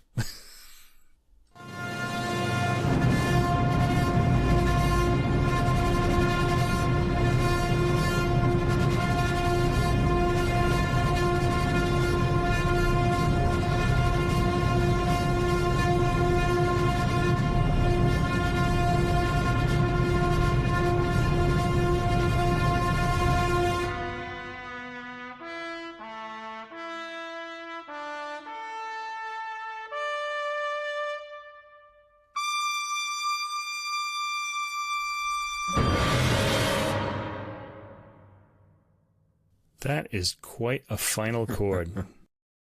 Now, they leave us about 10 seconds of silence to end the piece, and that's part of the piece, so we should listen to that as well. The trumpet gets that one last statement. That high note he uncorks at the end is pretty spectacular, too. I bet the trumpeter is thinking about that for the entire length of the work, knowing he has to do that. Yeah, this is a great performance and recording of this work. I'm very happy with this. Yes. And I'm glad it's so good because I doubt we'll hear a new one soon. Although, you don't know. There might be other trumpeters out there that want to take this on. Okay, let's get more pastoral now, I guess. Tracks 5 through 7, the oboe concerto. So we've got 2 wind instruments coming up. This one was composed in 2004, and the oboist here is Katherine Needleman. She's principal oboist of the Baltimore Symphony Orchestra, which is where Rouse is from, or where he was born. Rouse claims his concerti fall into 2 categories, somber and genial. The oboe concerto is one of the genial ones, as is the bassoon concerto that we're going to hear after this. There's no overt program to this piece. The piece exploits the oboe's capacity to play long lyrical lines as well as its virtuosic agility. The concerto goes fast, slow, fast, and really that's a form invented by Vivaldi. So this has roots way back in the past. This piece has an overall feeling of coloristic romanticism. So in the first movement, we hear a 5-note chord played by the strings. As the music progresses, this chord undergoes a variety of metamorphoses, being used to generate both melodic and further harmonic content. So the opening chord is very pretty, and it's first heard as an arpeggiated chord on the harp. There are some wah-wah sounds from the trumpet that are going to keep coming back. Rouse always having to alert you that it's him and his cheeky sense of humor doing the orchestrating. It's another one of his personality kind of quirks that I really like in his orchestration. This comes across as lyrical and pastoral in both the oboe's theme and the orchestration, as you would expect, I guess. I'd like to get the orchestration and the oboe's entry in, so I'm going to sample from 40 seconds into this piece.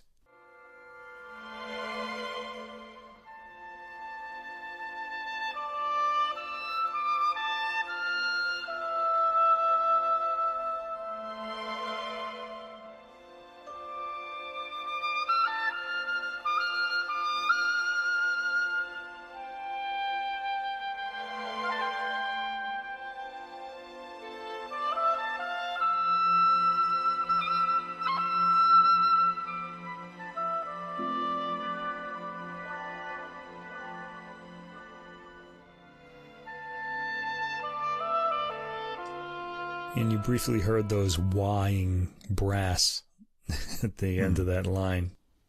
There are some wild, hollow sounds from the winds at times. I like Rouse's clever placement of offbeat orchestration. At times, at 2 minutes and 42 seconds, the orchestration suddenly comes to rhythmic life, and the oboe is heard prancing around. So let's hear that section too.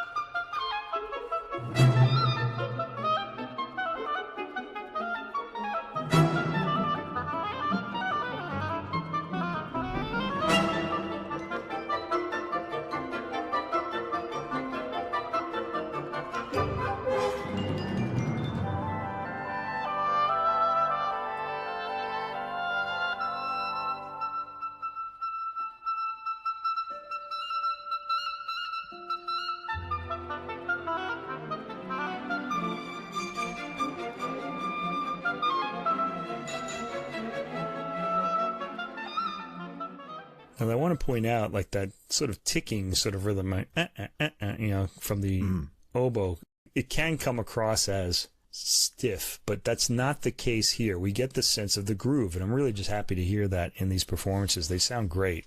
The oboe gets more of a chance to display technique here. There are some explosive moments volume-wise as well, particularly in the 4th minute. The orchestration opens up a bit toward the end, reaching the heavens in the 6th minute. Yeah, I want to mention this is probably the loudest oboe concerto ever recorded, too. So, the oboe itself seems to have forgotten its pastoral nature as it continues to play virtuosically toward the end. Orchestral volume is often loud and the rhythm wild. It's exciting, and the movement ends with roulades from the oboe, settling on a tone, leading to the next movement without a pause. Katherine Needleman maintains gorgeous tone throughout. playing lyrically at the beginning and keeping to the natural pulse of Rouse's writing in the virtuosic sections admirably. The second movement is track 6. We're back in calm waters here.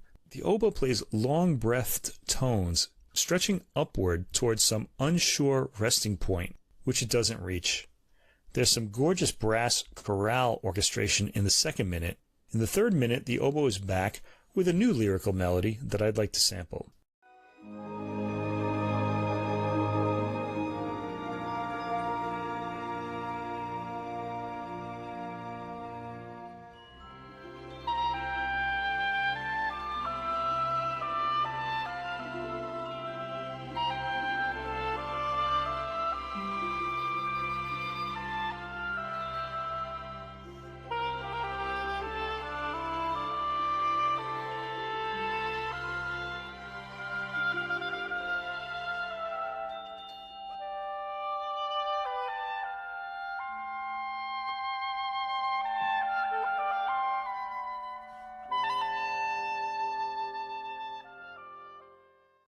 The theme continues in a warm, comfortable space for a while.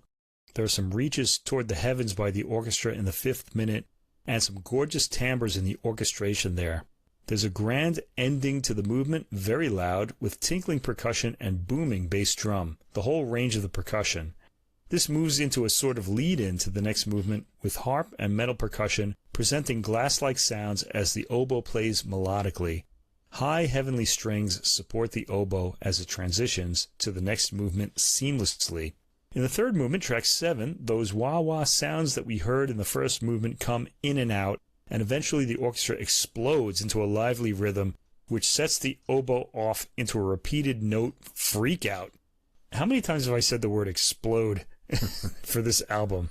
He really does like that explosive sort of volume, does Christopher Rouse. Anyway, let's hear this freak-out here.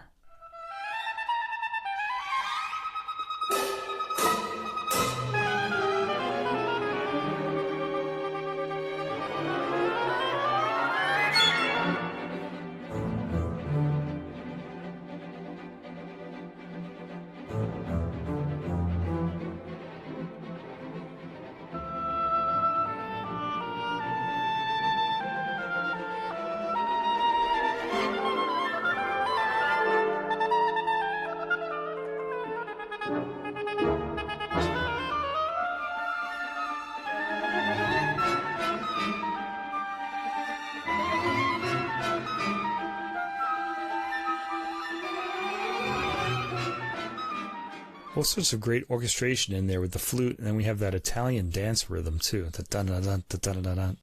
The oboe then plays melodically, switching between the two styles. At some points we get Rouse's lightly bouncing, grooving rhythm with repeated themes from the oboe over it. I have to say that this surely has to be the loudest oboe concerto ever composed. I said that earlier, really. There are some harsh brass chords played fortissimo in the third minute. Occasionally, they'll stop the rapid Morse code of the solo oboe, setting it off again after they're finished.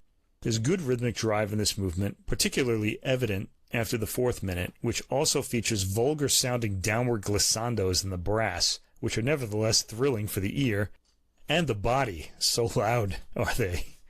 The forward momentum suddenly stops at around 5 minutes and 40 seconds, when the orchestra calms into a steady chord and the oboe trills and sings a melody. The music is much gentler here and feels welcome after all the previous orchestral chaos.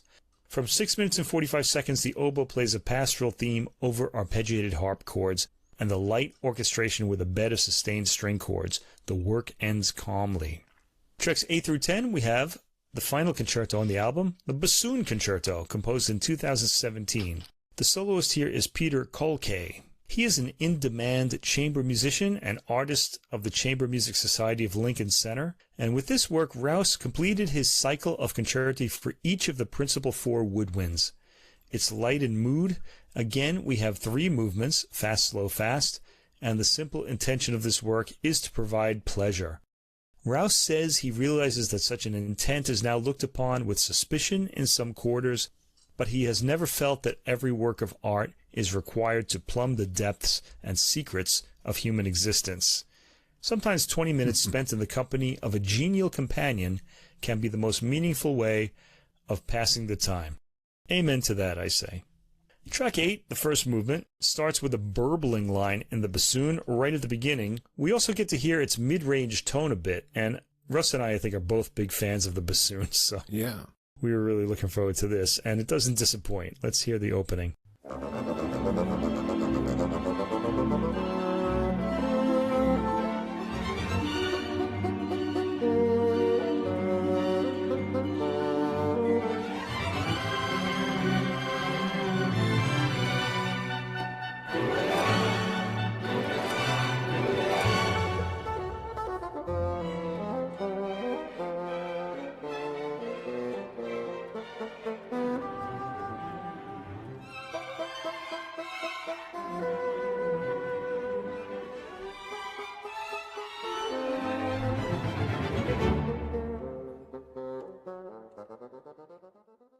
Yeah, I love the low end of those lower reed instruments, and Rouse just gives us that pleasure right away. He may as well have been writing this piece for my birthday as far as that opening goes.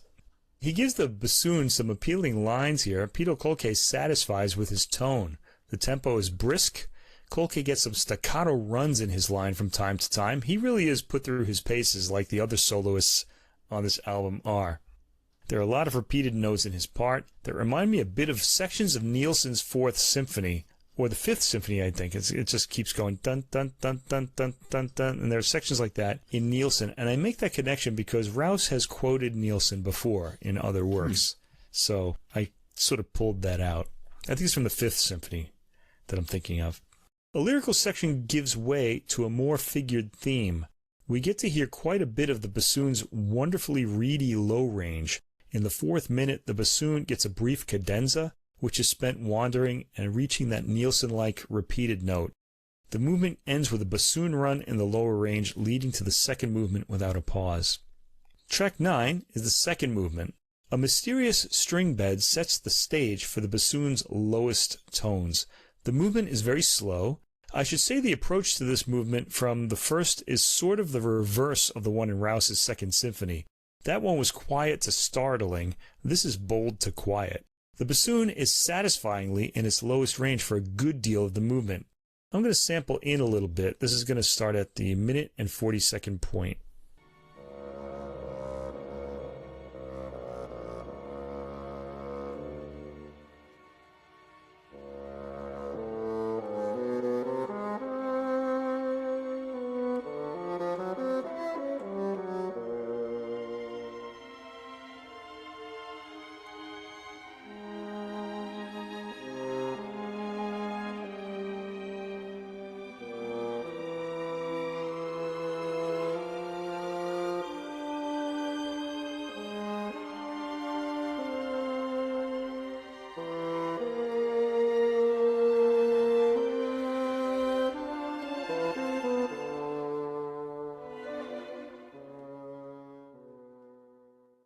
At around the 2-minute and 50-second mark, the section changes, with orchestral shivers, setting a sorrowful stage for the now lamenting bassoon.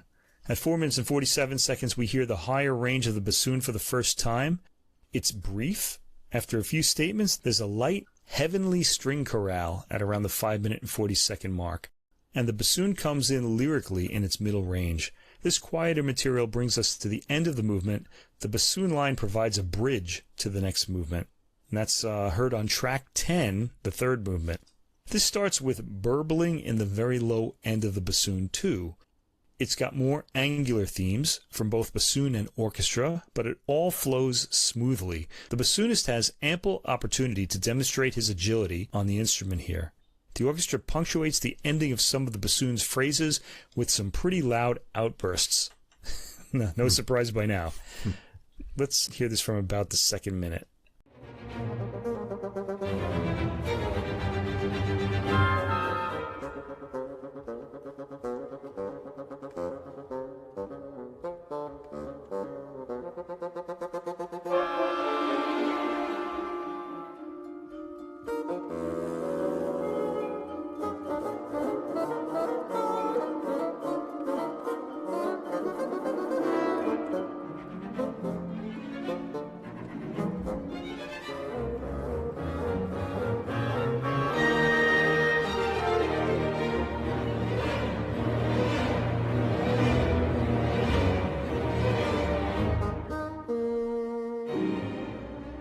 Yeah, I'd like to mention that Rouse's orchestra works aren't really easy to conduct either. There's a lot of activity, and a lot of it is rhythmic syncopation. It's really tough. It takes a lot of rehearsal. We also get some of those Nielsen-like repeated notes. Again, at the 4-minute 50-second mark, we arrive at serenely sustained low string chords acting as a bed for the bassoon's lyrical solo line. The orchestral sound builds up. There are a few heavy outbursts. The bassoon comments, and a loud chord with timpani ends the piece. I couldn't be more thrilled by the performance and recording of the trumpet concerto. Eric Berlin is charismatic as the soloist with his heroic, solid tone. The orchestra understands that Rouse's music moves via grooves, and they project a good sense of the wave-like and interlocking rhythms it creates. All of the brass comes up sounding almost like the sound is a solid object with either smooth or rough surface. You can hear that texture like in your ears, and it's almost like your ears are touching it. The performance is exciting and visceral, not least due to the huge fortissimo outbursts from the orchestra. In the oboe concerto, Katherine Needleman displays both the melodic, songful quality of the oboe as well as virtuosic ability with it. She's also an ideal interpreter of this work. It's a work that's full of orchestral surprises, playing against what you would expect from an oboe concerto, while at times giving you exactly what you would expect. As for the bassoon concerto, I'd hardly call it a bagatelle. It's entertaining and it is fun, but it has some darker corners to it as well. Most of Rouse's music does. And there's quite a bit of sadness in the middle movement. It satisfyingly displays the full range of the bassoon's capabilities and Peter Kolkay's abilities with it. As with the other soloists, Peter Kolkay sounds fantastic, a soloist perfectly matched to this work. We're fortunate to have such fantastic performances, not just by the soloists, but by the Albany Symphony Orchestra as well. David Allen Miller is in tune with the rhythms of these works and puts them across perfectly. I could hardly imagine a better album of these works, and that's just as well, because I don't know when they'll be recorded again. No worries, I can live with this album for a long time. It's always a treat to have a new recording of Rouse's music, and this is probably my favorite one so far. All three of these works have really different characters. I liked the bassoon work just because I always like to hear bassoon, and it was interesting to hear Rouse's take on what the instrument should be doing in the interplay with the orchestra. As you mentioned, the oboe work is interesting. It's kind of got dual natures to it. It gives us that pastoral kind of oboe scene that we're used to hearing, but also has a lot of exciting movement and interesting techniques on the oboe. It shows off the instrument and Needleman's technique really well. And as you said, she gets Rouse's rhythmic concept very well down, as the orchestra does on the whole recording. But for me, the star of the show is the trumpet concerto, and I was really impressed with Eric Berlin's forceful and confident playing. I love the other muted backing trumpets and those kind of echoey effects. The harmonic language in this work is really interesting, with all the intervals that are like opening up as the trumpet lines go on. The muted, multiple tonguing. It's a trumpet player's dream, really, to hear all of these in one work. And they have the huge percussion and explosive effects. It's just super exciting. It's going to take me a few more listens to get a map of this work in my mind, but I'm going to enjoy listening to it. And I thought the orchestral performance was fabulous and really good conducting by David Allen Miller. So great recording, and happy to say that some good things are still in Albany. Yeah, great to hear. And not only that, but we're not through with Christopher Rouse for this year. So we're going to have a recording of his organ concerto at the beginning of September. So right, I'm looking forward to that. I've never heard it before and can't wait. That sounds exciting, yeah. Over on the jazz side, it's going to be all keyboards tonight and all Cellar music label recordings. That's as a thanks to Mr. Corey Weeds for letting us debut Brian Ho's organ trio recording, which we're going to hear lastly. So we're going to have a lot of really good music tonight, starting out with a recording called Fire Waltz. This came out June 21st. And now, how shall we say this gentleman's name? I suppose in Quebec, where he originally came from, he was Bruno Hubert. But now that he's in Vancouver, maybe he's Bruno Hubert. Canadians are probably more sensitive to that, having a French-speaking province there. So I guess I'll go with the French pronunciation of his name. We tend to do that because it makes us look more cultural. So let's go for that one. Yeah, so this is the Bruno Hubert Trio, originally from Quebec, and starting out as a drummer. Bruno Hubert switched to piano in university and became a professional in Quebec City, playing for radio shows and TV shows, going on the road accompanying different singers. He went to Montreal and then on to Vancouver in 1989, having switched over to mostly jazz playing, and he's become a well-known pianist on the Canadian jazz scene. He's not a composer, but rather a unique interpreter of standards and originals by other jazz musicians, as you will soon hear. Other recordings of his on Cellar Live, there's also Get Out of Town, live at the Cellar, and he's also made recordings with trumpeter-pianist Brad Turner, who we've heard on the podcast before. On this recording in the trio, Bruno Hubert piano, James Meagher on bass, and Joe Poole on drums. Executive producers, Keith McLaughlin and Corey Weeds, produced by Keith McLaughlin and Corey Weeds as well. Associate producers, it's a long list of names, Tim Reinert, Doug Engerman, Chikako Sato, Michael Simard, Tim Wyatt, Peter Dalton, and Brian Frazier. Recorded at Nora and Will's Place, October 26th and 27th, 2023. Engineered, mixed, and mastered by Sheldon Zaharko, and editing by Keith McLaughlin and Bruno Hubert. Recording is going to start out with the standard I Fall in Love Too Easily, Jules Stein, first recorded by Frank Sinatra in 1945. Mike? Oh, yeah, I've probably heard this. Tune, yeah. Yeah, I'm sure. Now, it's usually a 4/4 ballad. This becomes a bouncy waltz, and Hubert starts it out with a left-hand ostinato pattern that's picked up by Meagher's bass, and it gets a beat from Poole with some Latin tinges. After some improvised chordal movement, Hubert will give us some melody that you'll recognize. Let's check out the beginning of this tune.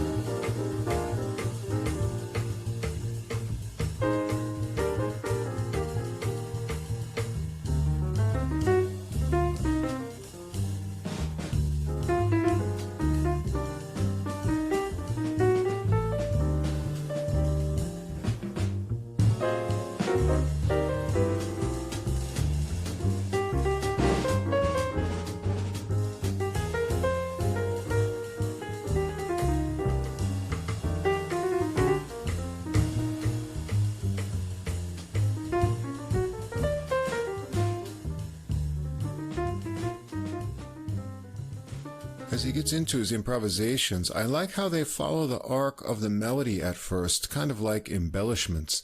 His lines are rhythmic and bubbly, but have nice connection. Meagher follows with a bass solo, his lines pushing ahead with clear articulation and melodic ideas. And Hubert is back with a second time around the melody into more improvisations. Now, I didn't give you a sample of his first improvisation because you actually need to hear this part. Let's jump back in, and you name that tune and count the beats here.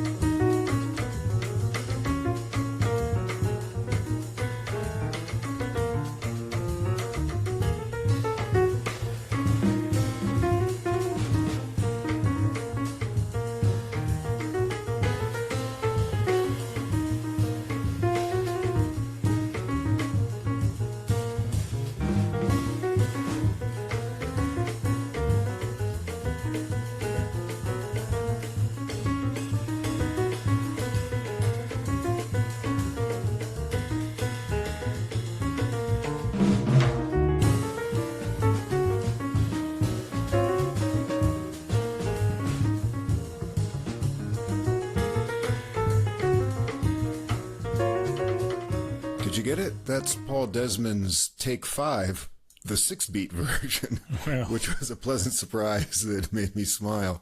The old Dave Brubeck quartet there. He continues on with some more improvisations to the ending. Track 2 is Golden Earrings, a Victor Young tune, first recorded by Peggy Lee in 1947.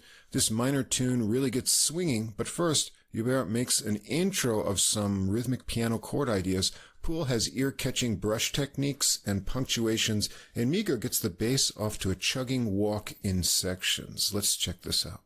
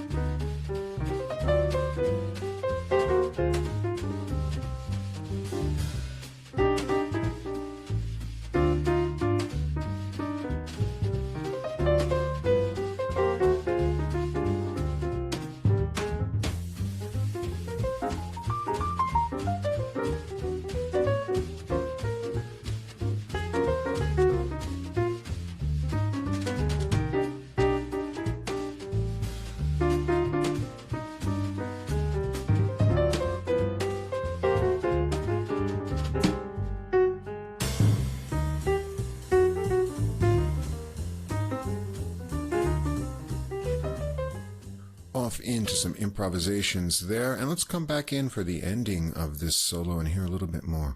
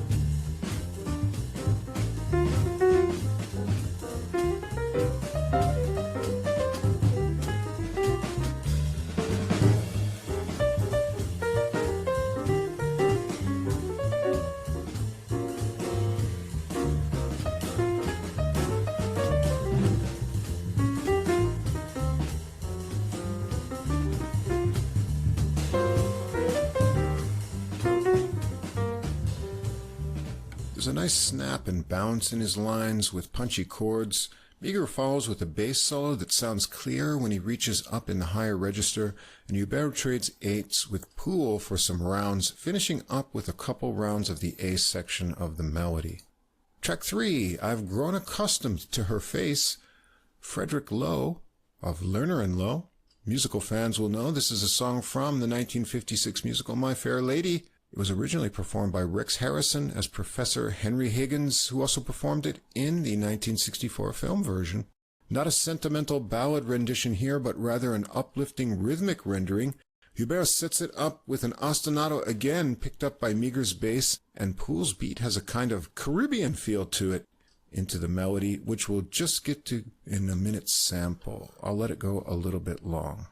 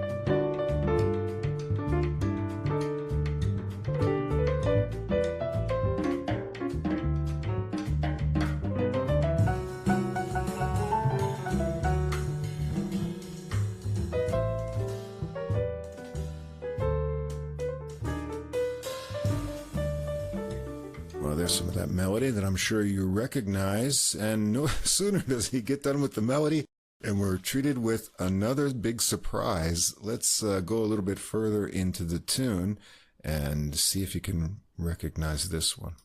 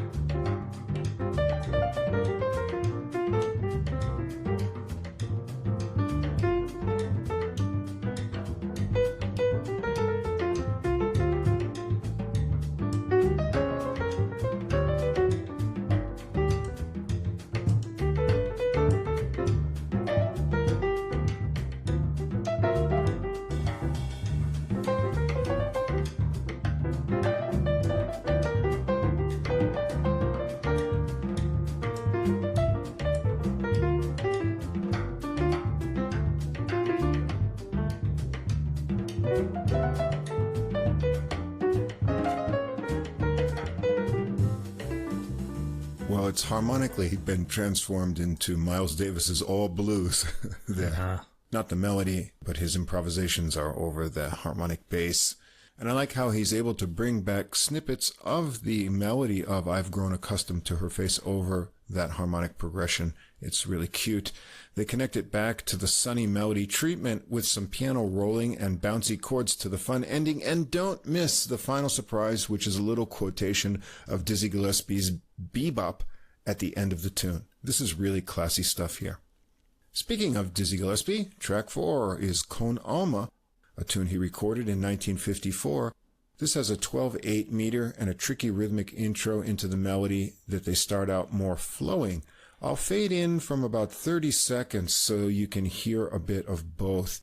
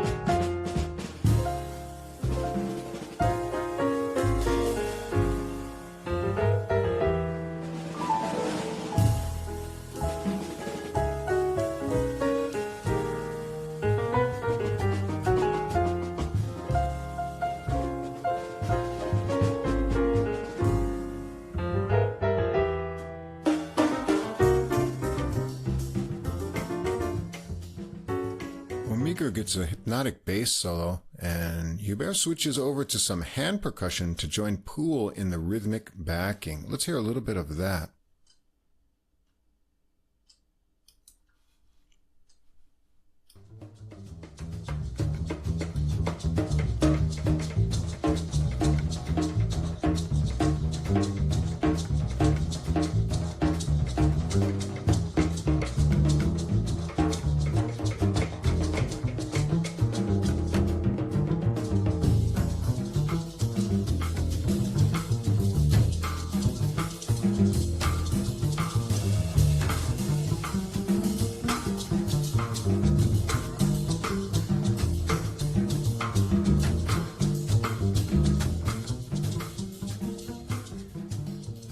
Returns with the melody, but there's another surprise. Get ready to play Name That Tune once more.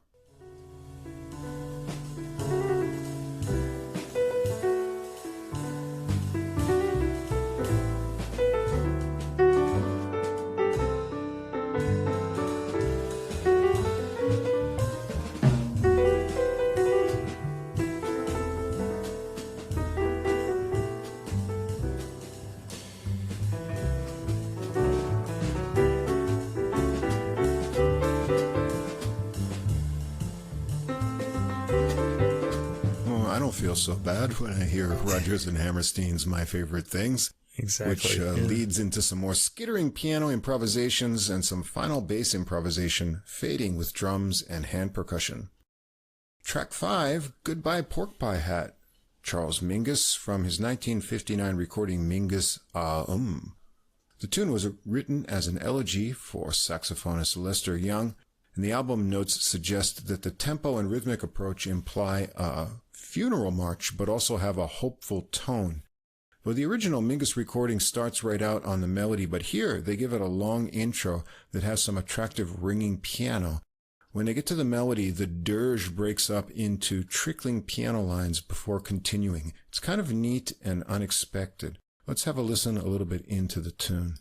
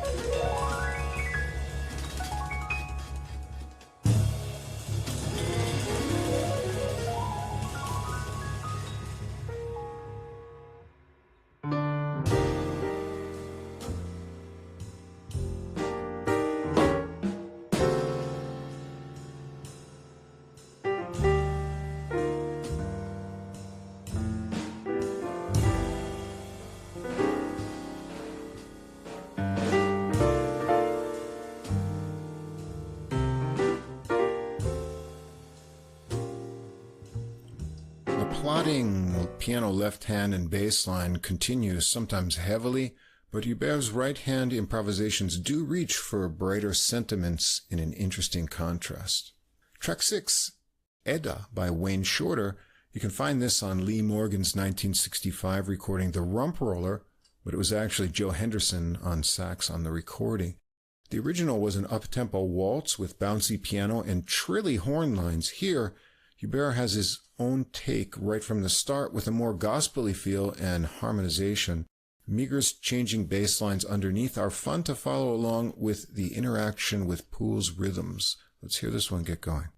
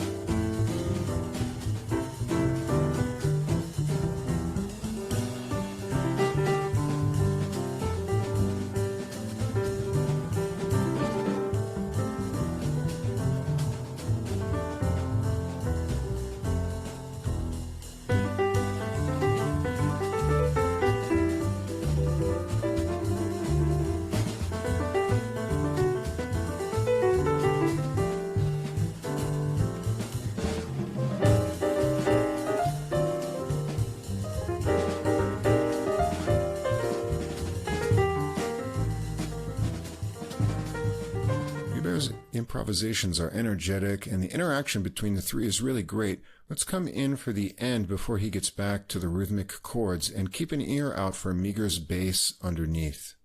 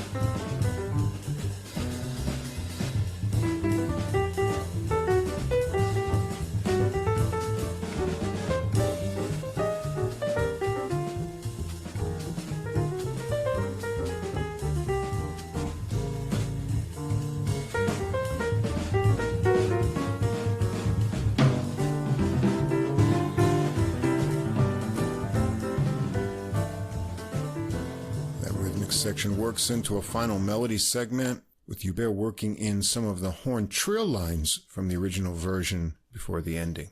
Track 7 is the title track, Fire Waltz.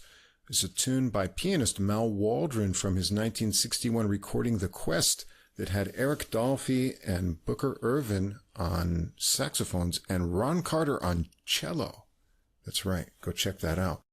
The original has two saxes on the melody, which Hubert gets to handle on his own here with a lot of rhythmic playfulness. The tune is built around a repeating 16-measure progression. Hubert comes up with endless melodic phrases going round and round, stringing ideas together. We could jump in anywhere on this tune and have some tasty playing, so let's hear a little bit of his improvisations about midway through.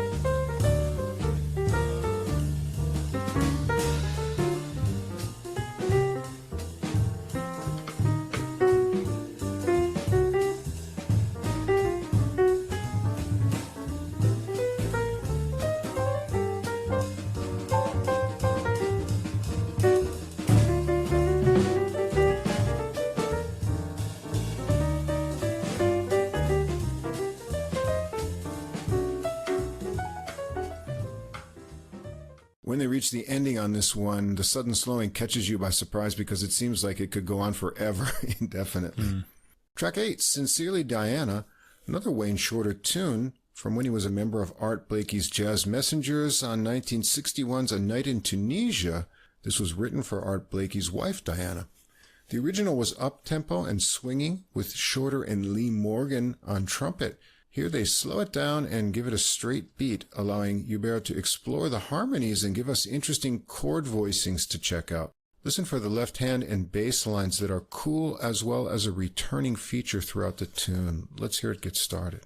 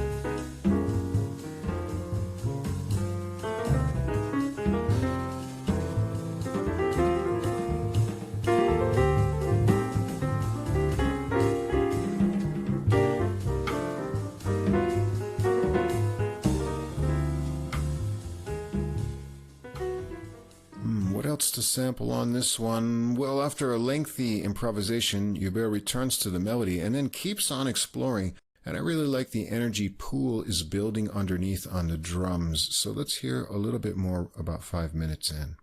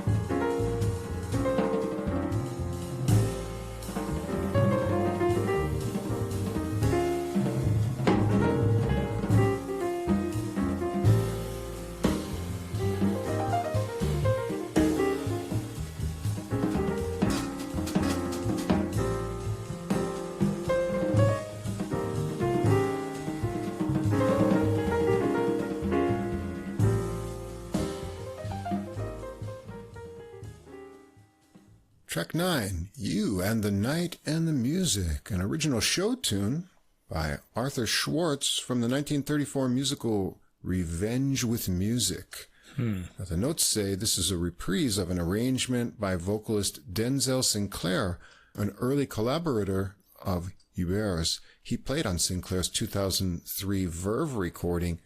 This version has even more of a Latin cabaret feel to it than that recording. It's a lot of fun, and Poole's light Latin drumming touches are cool. Check out the beginning of this one.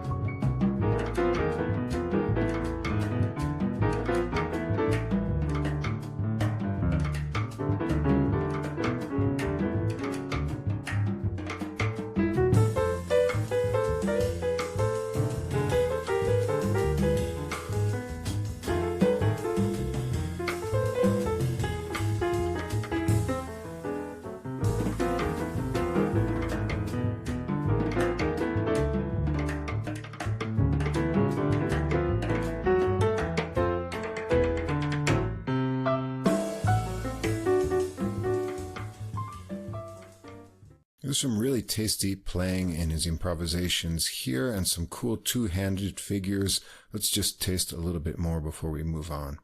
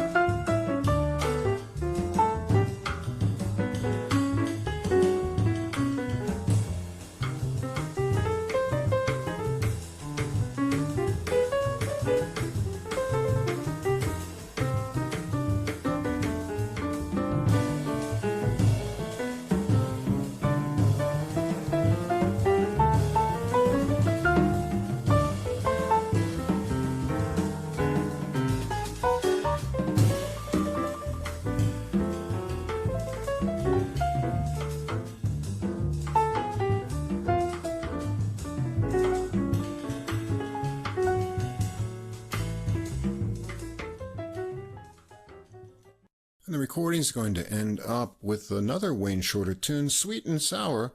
This is also from his Art Blakey Time 1962's Caravan recording. This track is not on the vinyl release, only on digital and streaming. They take this a little slower than the original, keeping the ostinato intro section idea. It's a 32-measure minor melody, kind of two halves with different endings, brightening up near the end. And they go around the melody twice here. Let's hear the beginning.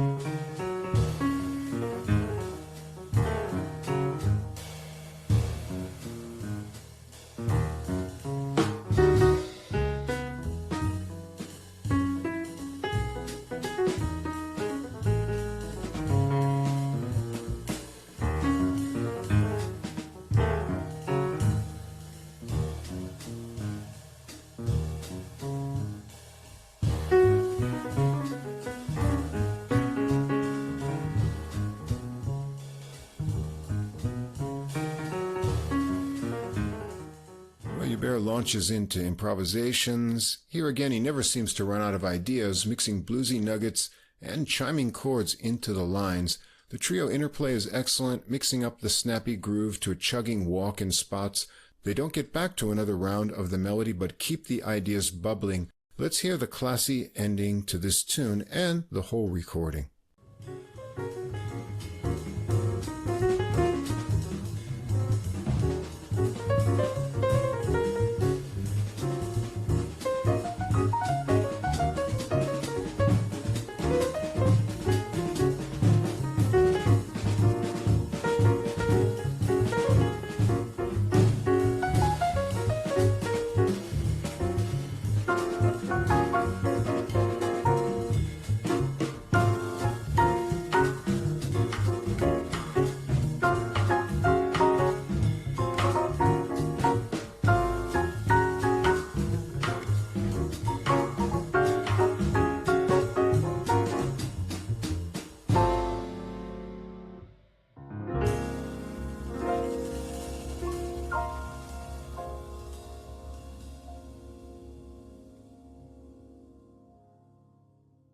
Bruno Hubert isn't a composer, but he's a very compelling interpreter of songs. He surprises by juxtaposing other unexpected songs into a tune, and at the same time he often uses a lot of the actual melody ideas of a song with embellishments in his solos, something we don't hear enough of today.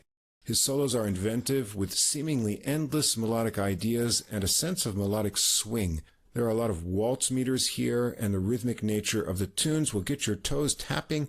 The program has a good mix of standards and a focus on Wayne Shorter original compositions, all done in unique ways.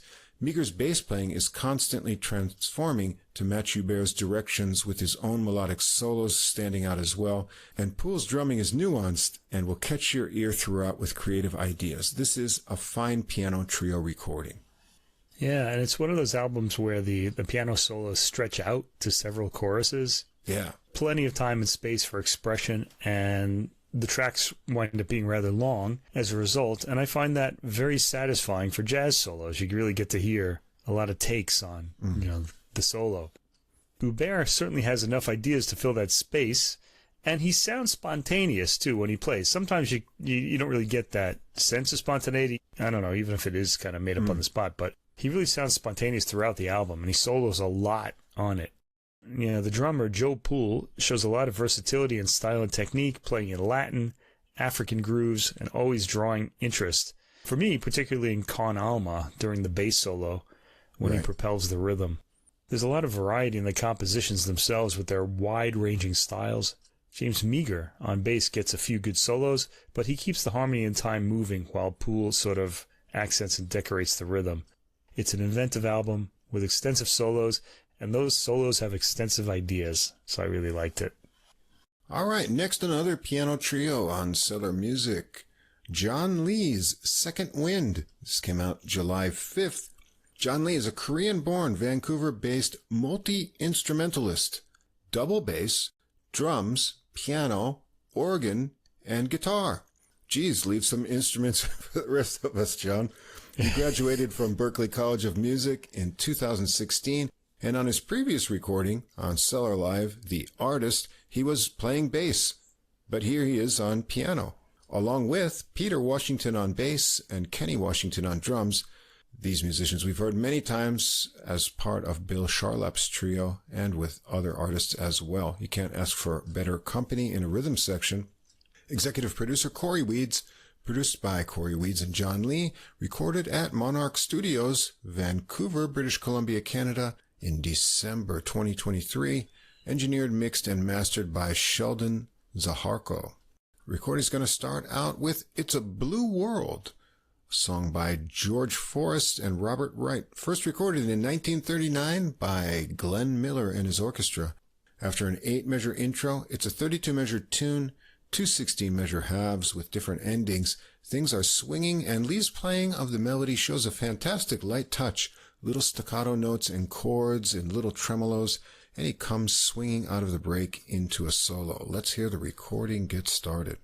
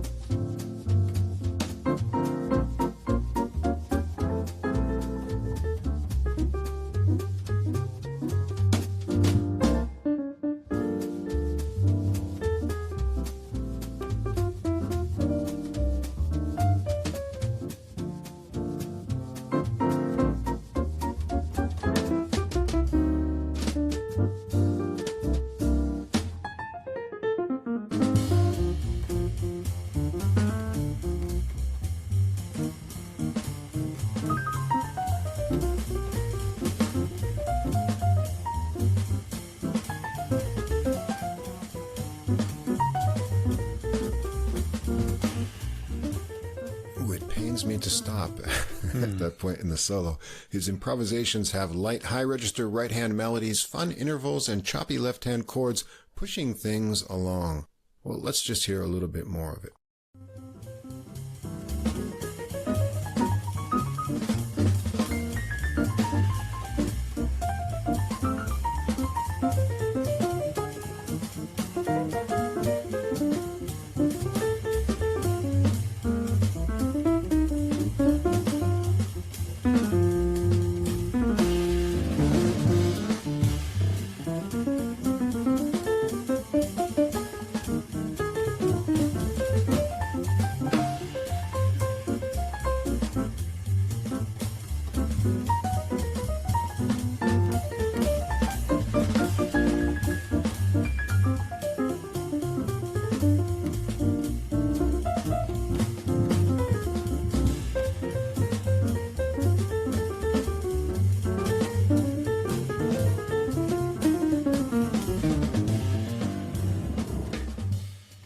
Washington gets a bouncy bass solo next, and Lee's back to trade eights with Kenny Washington before a final round of the melody with a fun ending section. Did you ever ask yourself, Mike, why was I born? Every day, Russ. To listen to all this great music, that's the answer, there you go. Of course. That's the answer.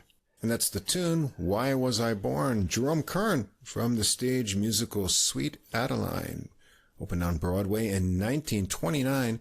A ballad sensitively played by Lee after a 4-measure intro.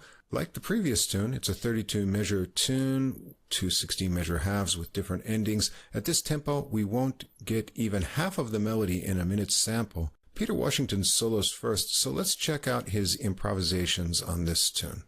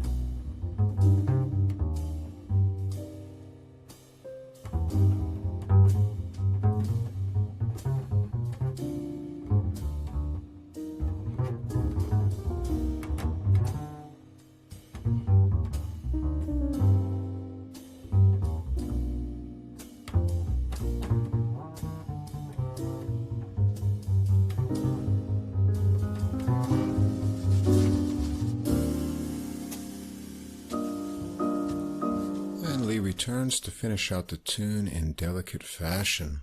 Track 3 is a Lee original, Second Wind, the title track. It's an attractive melody with space and syncopation, 16 measures around twice. Kenny Washington's light subdivisions and fills are attractive, as well as the little left-hand figures from Lee. Let's hear it get started into his solo that gets chugging along with the walking from Peter Washington.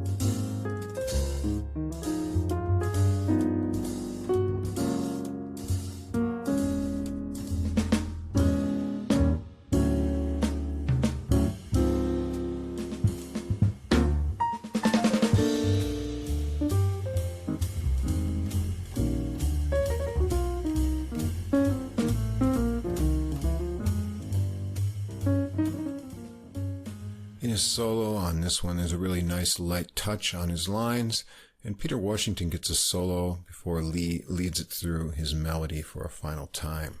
Track 4, Curtain Call, a tune from pianist Barry Harris from his recording at the Jazz Workshop 1960. This is a cute little number that's a feature for Kenny Washington's snappy brushwork. There's a 9-measure intro, and the 8-measure anticipation building sections are broken up with a little 4-measure bridge before the brush exposition begins. Let's hear it get started.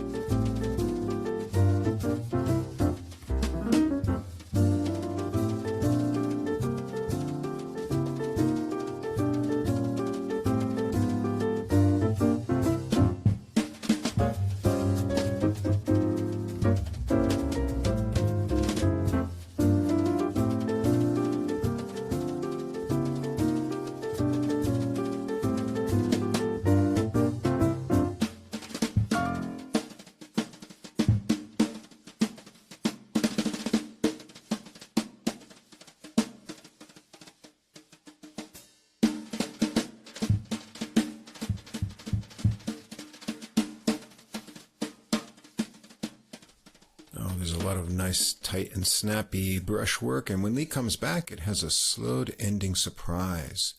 Track 5, Moonlight in Vermont, tuned by John Blackburn and Carl Sussdorf, recorded in 1944 by Margaret Whiting, later becoming a jazz standard. It's a famous melody. The treatment here is what makes it interesting. Lee gives it a kind of Bill Evans impressionistic touch. Let's hear it.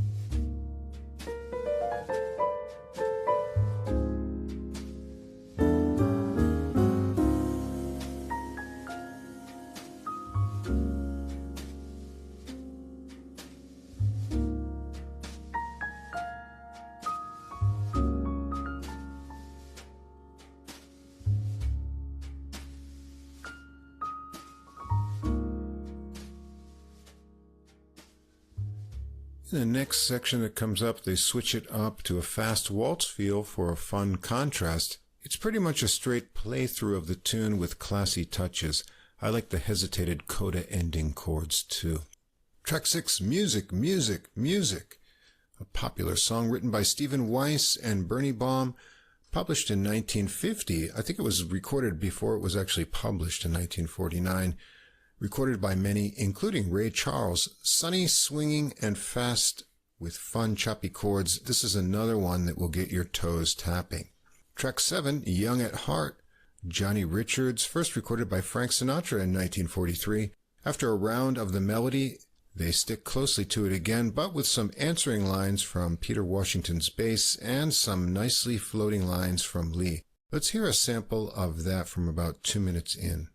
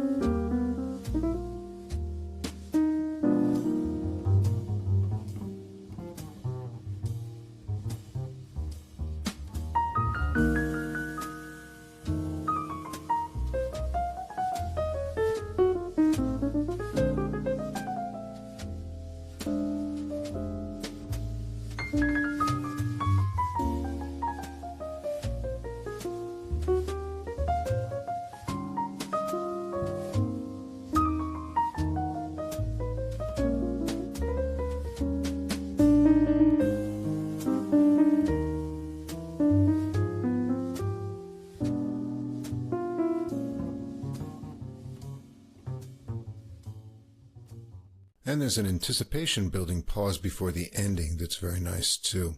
Track 8, It Happened to Me. It's a John Lee original, but if you know the standard It Could Happen to You by Jimmy Van Heusen, you'll recognize the harmonies here. Lee's original melody fits nicely. Let's hear it get swinging into the solo break and some of Lee's playing.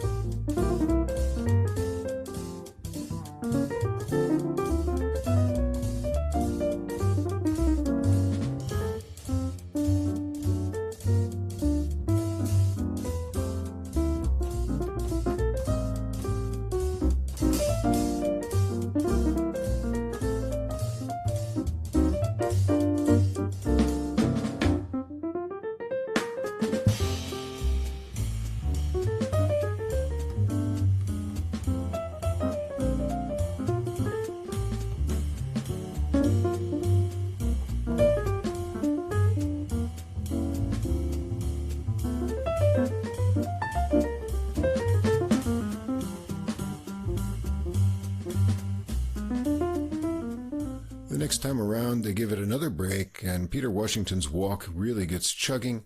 He gets an animated bass solo as well, and when Lee returns, there's some choppy fun with great interplay and some nice action from Kenny Washington. Back to the melody to finish it up with some fine final chords.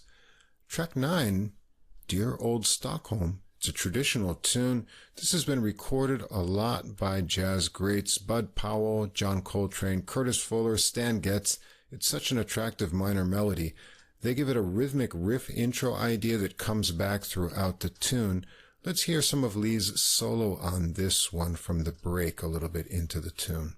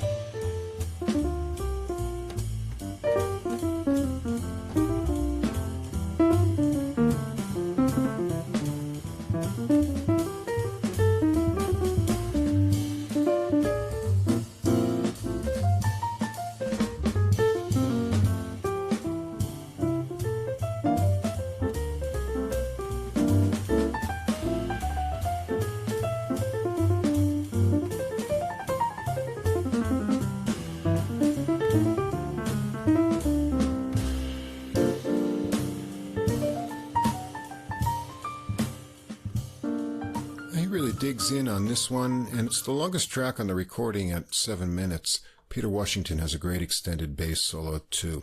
The recording ends up with another Lee original, Widow's Remorse. This is a solo piano ballad. The recording notes say, quote, "This recording is in dedication to my mother, Hyun-Ju Lee, who passed away unexpectedly in January 2023. You never know what someone is going through. Widow's Remorse." It's hard to capture the essence of this tune in a minute sample, so I'll leave you with the melody phrase and ending of the tune.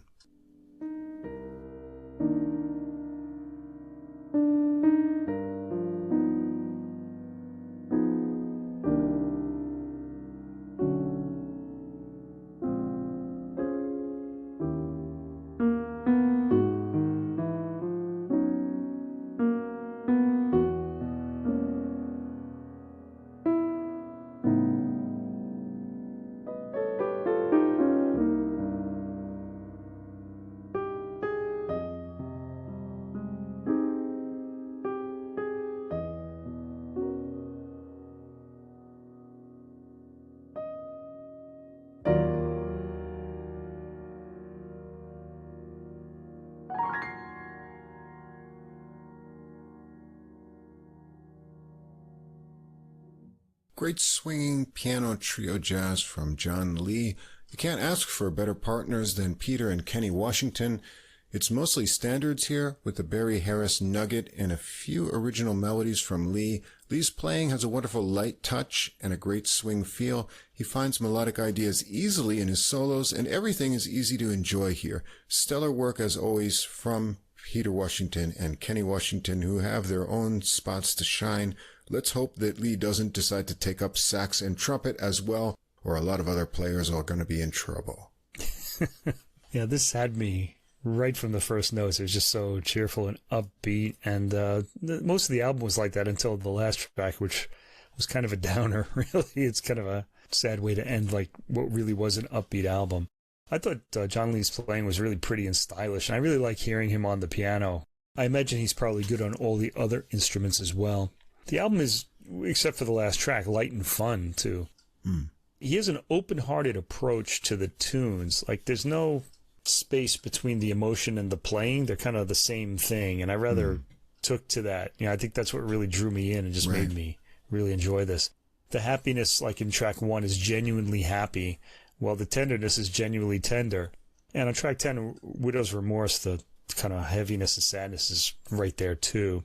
Lee has a light touch on music, and along with his bandmates, Peter Washington on bass, Kenny Washington on drums, he gets that bluesy, lonesome rhythm in Moonlight in Vermont so perfectly. We've heard this in even like old pop tunes like from the 50s and things like that. I really love that. I've already named half of the album's tracks, so it goes without saying they're all wrapped in the warm glow of John Lee's playing. This was a really enjoyable listen. Really just, right there on the surface, really great. All right, here we are. Yeah. The 1,000 recording line. Yeah. About to cross over that, and I can't think of a better recording to do it with than the Brian Ho Trio, Bridges, the final recording on Cellar Music tonight. It's going to come out on Friday, July 19th, 2024. Not released yet. You're going to hear it first here on Adult Music. Thanks to Brian for getting us copies of this to check out early, and a special thanks again to Corey Weeds at Cellar Music for giving us the green light to play samples before the release date. Brian Ho is a second-generation Chinese-American whose parents did not play any instruments, but he began playing piano at the age of 5. By the age of 16, began to play in bands professionally. He started teaching piano, and after college, he studied music at UC Davis. His organ style follows the great masters Jimmy Smith, Dr. Lonnie Smith, Shirley Scott, but he has his own voice and interesting choice of material, as you hear on this recording. He's recorded or played with Azar Lawrence, Billy Hart, Troy Roberts, Gary Bartz. In 2011, he released his first recording as a leader, Organic, and that featured a guitarist we really liked, Calvin Keys, who passed away recently, unfortunately. And we first heard him with guitarist Mimi Fox on a recording One for Wes back in episode 101, Hammond It Up. That's a good title. It was a good one. Yeah. And Brian got in touch with us, and he's a super friendly guy, and he's been a big supporter of our podcast. And so I can't think of a better person and musician to feature as our 1000th recording on the podcast. Bridges here is his second recording as a leader, and the album notes are by another great organist and one of our favorites, Pat Bianchi. In the notes it says, the meaning of the album: as Brian was sitting on the B subway train coming back from recording this CD in Brooklyn, he crossed the Manhattan Bridge, and he remembered all the bridges he's crossed to becoming a top call B3 organist. So on the recording, Brian Ho on Hammond B3 organ, Paul Bollenbach on guitar, and Byron Wookie Landam on drums. That's 2/3 of Joey DeFrancesco's original trio. This was recorded at Acoustic Recording Brooklyn, October 9th, 2017. Wow. I've been sitting on this for a while. Long time coming, so it's good to have this out. Executive producer Brian Ho and Corey Weeds.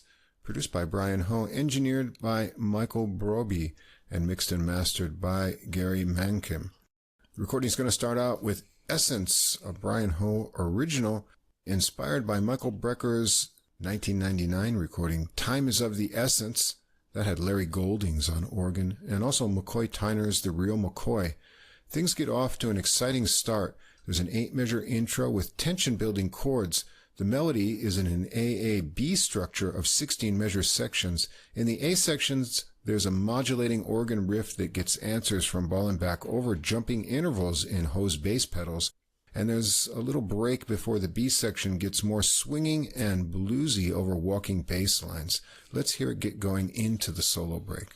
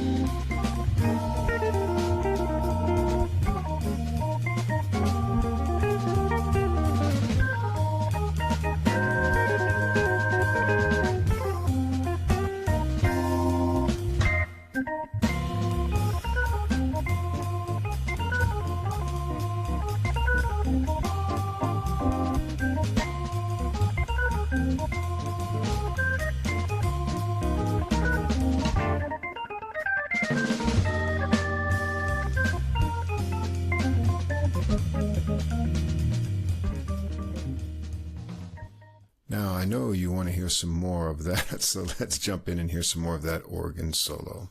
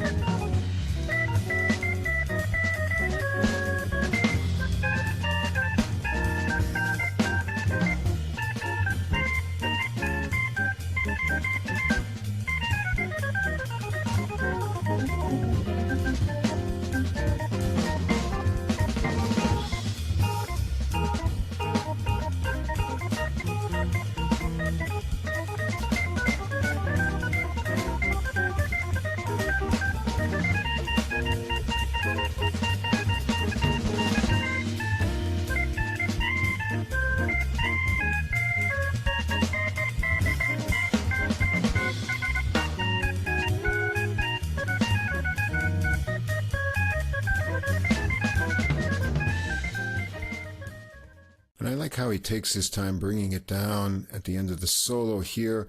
Bollenbach follows with a solo with some tricky interval figures and bluesy tastes in his speedy connected lines.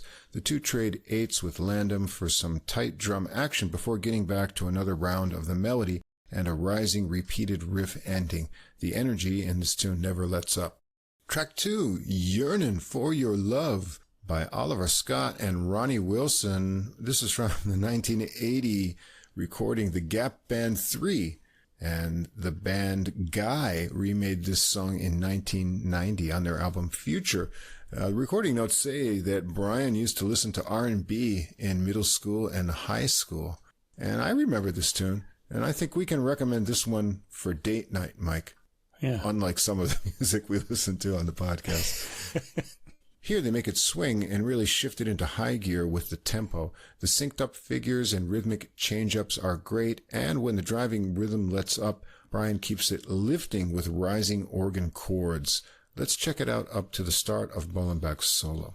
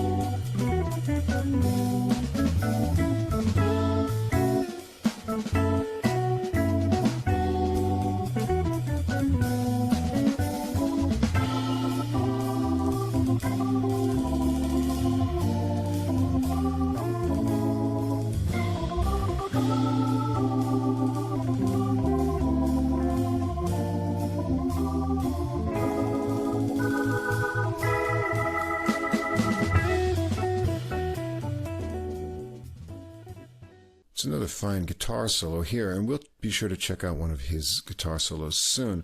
But let's come back in for some of Brian's organ solo on this one as well.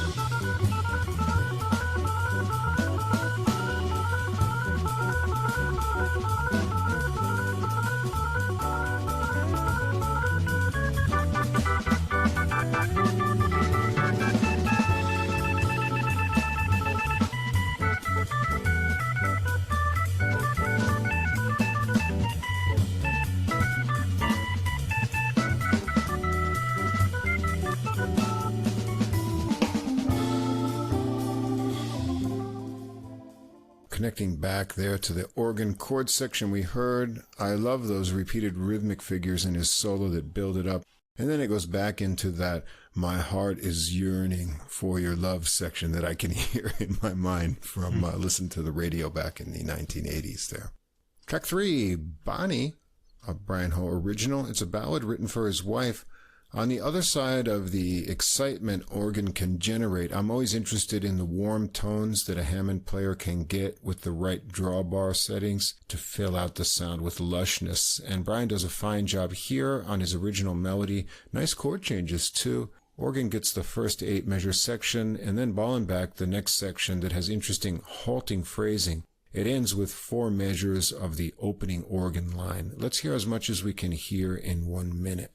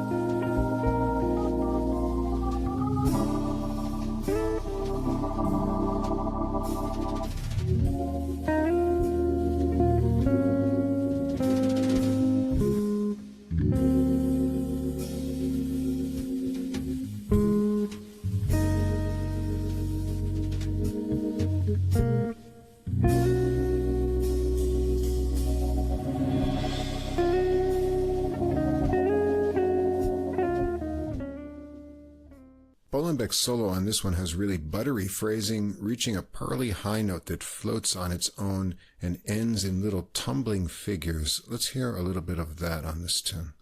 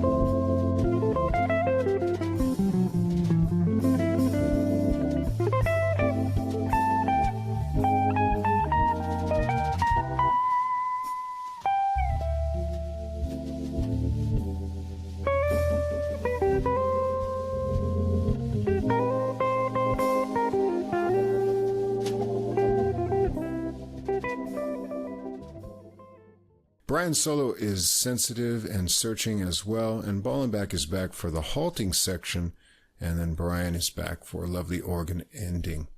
Track 4, Ellison, another Brian Ho original. This is very cool and impossibly funky. There's a 12-measure intro where Brian gets the groove going with the organ and the others join in to build it up. The melody and solo sections follow a neat structure. It's 30 measures that comes out like a 12-bar blues, then a 2-measure short bridge, another 12-measure bluesy section, and a final 4-measure section. Let's hear the funky start of this tune.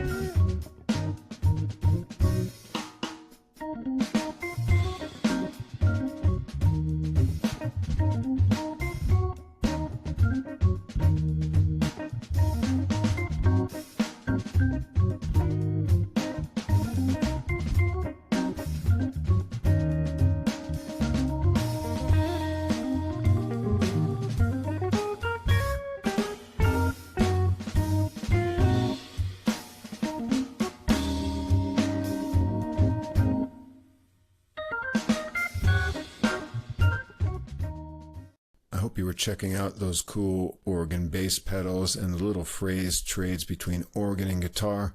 Well, Ballenbach's solo on this tune is really great, but if I have to choose, I'm going to go for Brian because he wins for funkiness and tension on this one. So let's hear a little bit of what he's doing here.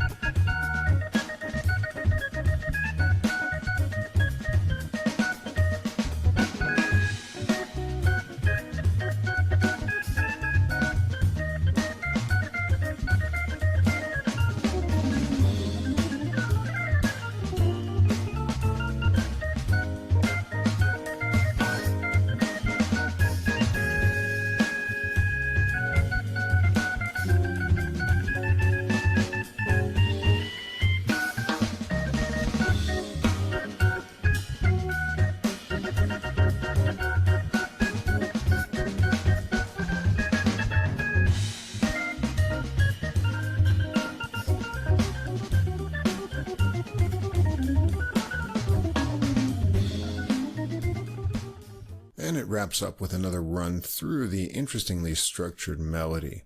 Track 5, Just in Time, a tune by Jules Stein, recorded in 1956 by Tony Bennett. What time is that, you may ask? Well, certainly a different time than Tony Bennett sang it in back in 1956. It's in 7/4, actually, giving it a feeling of constantly pushing ahead. Keep your ear on the repeating bass figure in the 8-measure intro and count 1, 2, 3, 4, 1, 2, 3, and you might keep up. The melody will be familiar to old-timers like us, Mike. Let's hear this one get going.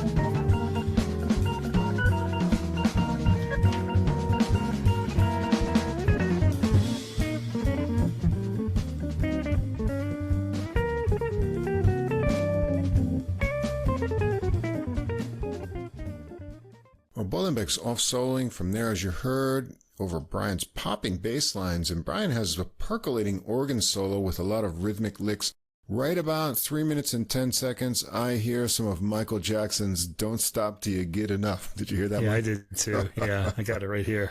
Nice one, Brian. Track 6, Alone in the Morning. This is from saxophonist Joshua Redman. Comes from his 1994 recording Mood Swing. The original has a bossa feel and a longing 32-measure melody. They keep the same basic straight groove here. Instead of the acoustic bass intro on Redman's recording, Brian has a new idea with the organ, and I like it. For this one, let's sample some of Bollenbeck's fluid playing on his solo.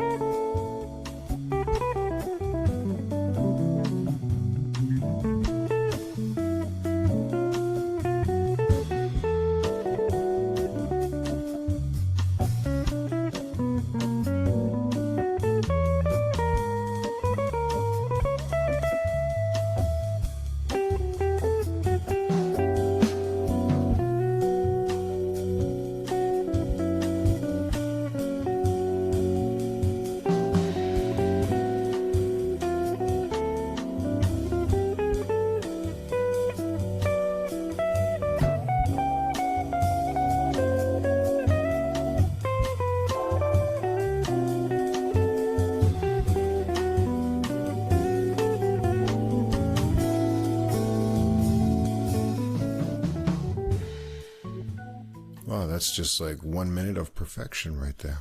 A very nice melodic arc in his solo, and Brian's solo has a lot of soulful feeling on this one and a nice change up in tone just before 4 minutes before connecting back to the melody.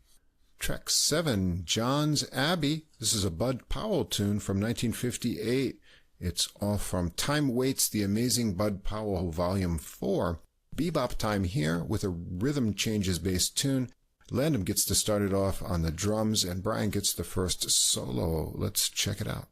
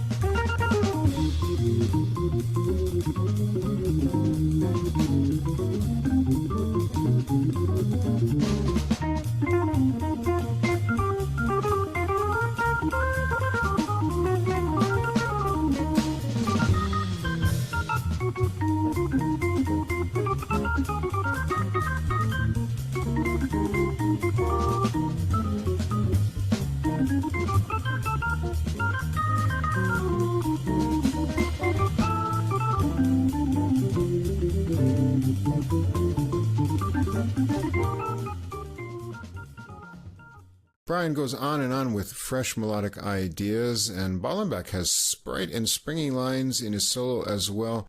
Keep in mind the Abbey theme, and let's go a little bit further into the tune.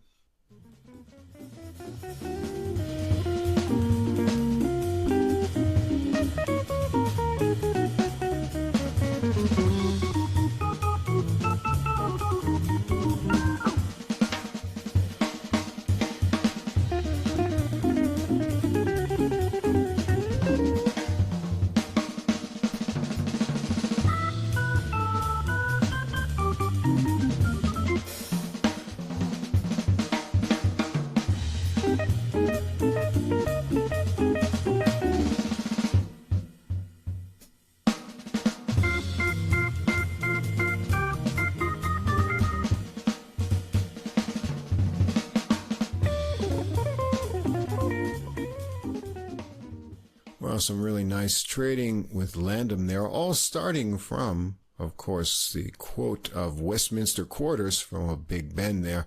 And then when they get done with the trading, it's back to the melody to take it out with one more little wink. Let's hear it.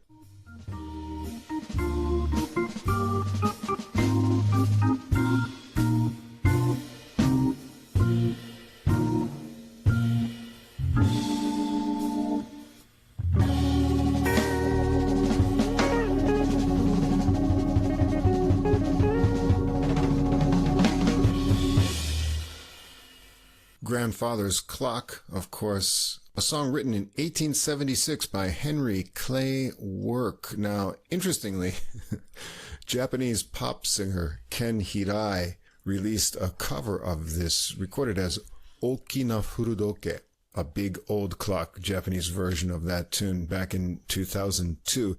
It was played endlessly at the time. I thought I was going to kill myself if I heard that song once more. That sort of thing happens a lot here. But what's even scarier is that it's more than 20 years ago. Where did those 20 years go? There'll be certain years where a song will come out and you'll just hear that one song all year long. Make you go crazy. Anyway, that was a cute treatment there. Track 8 is Silver Serenade. Horace Silver, of course, from the recording of the same name, 1963. This is one of Horace Silver's most famous tunes, but done in a whole new way here.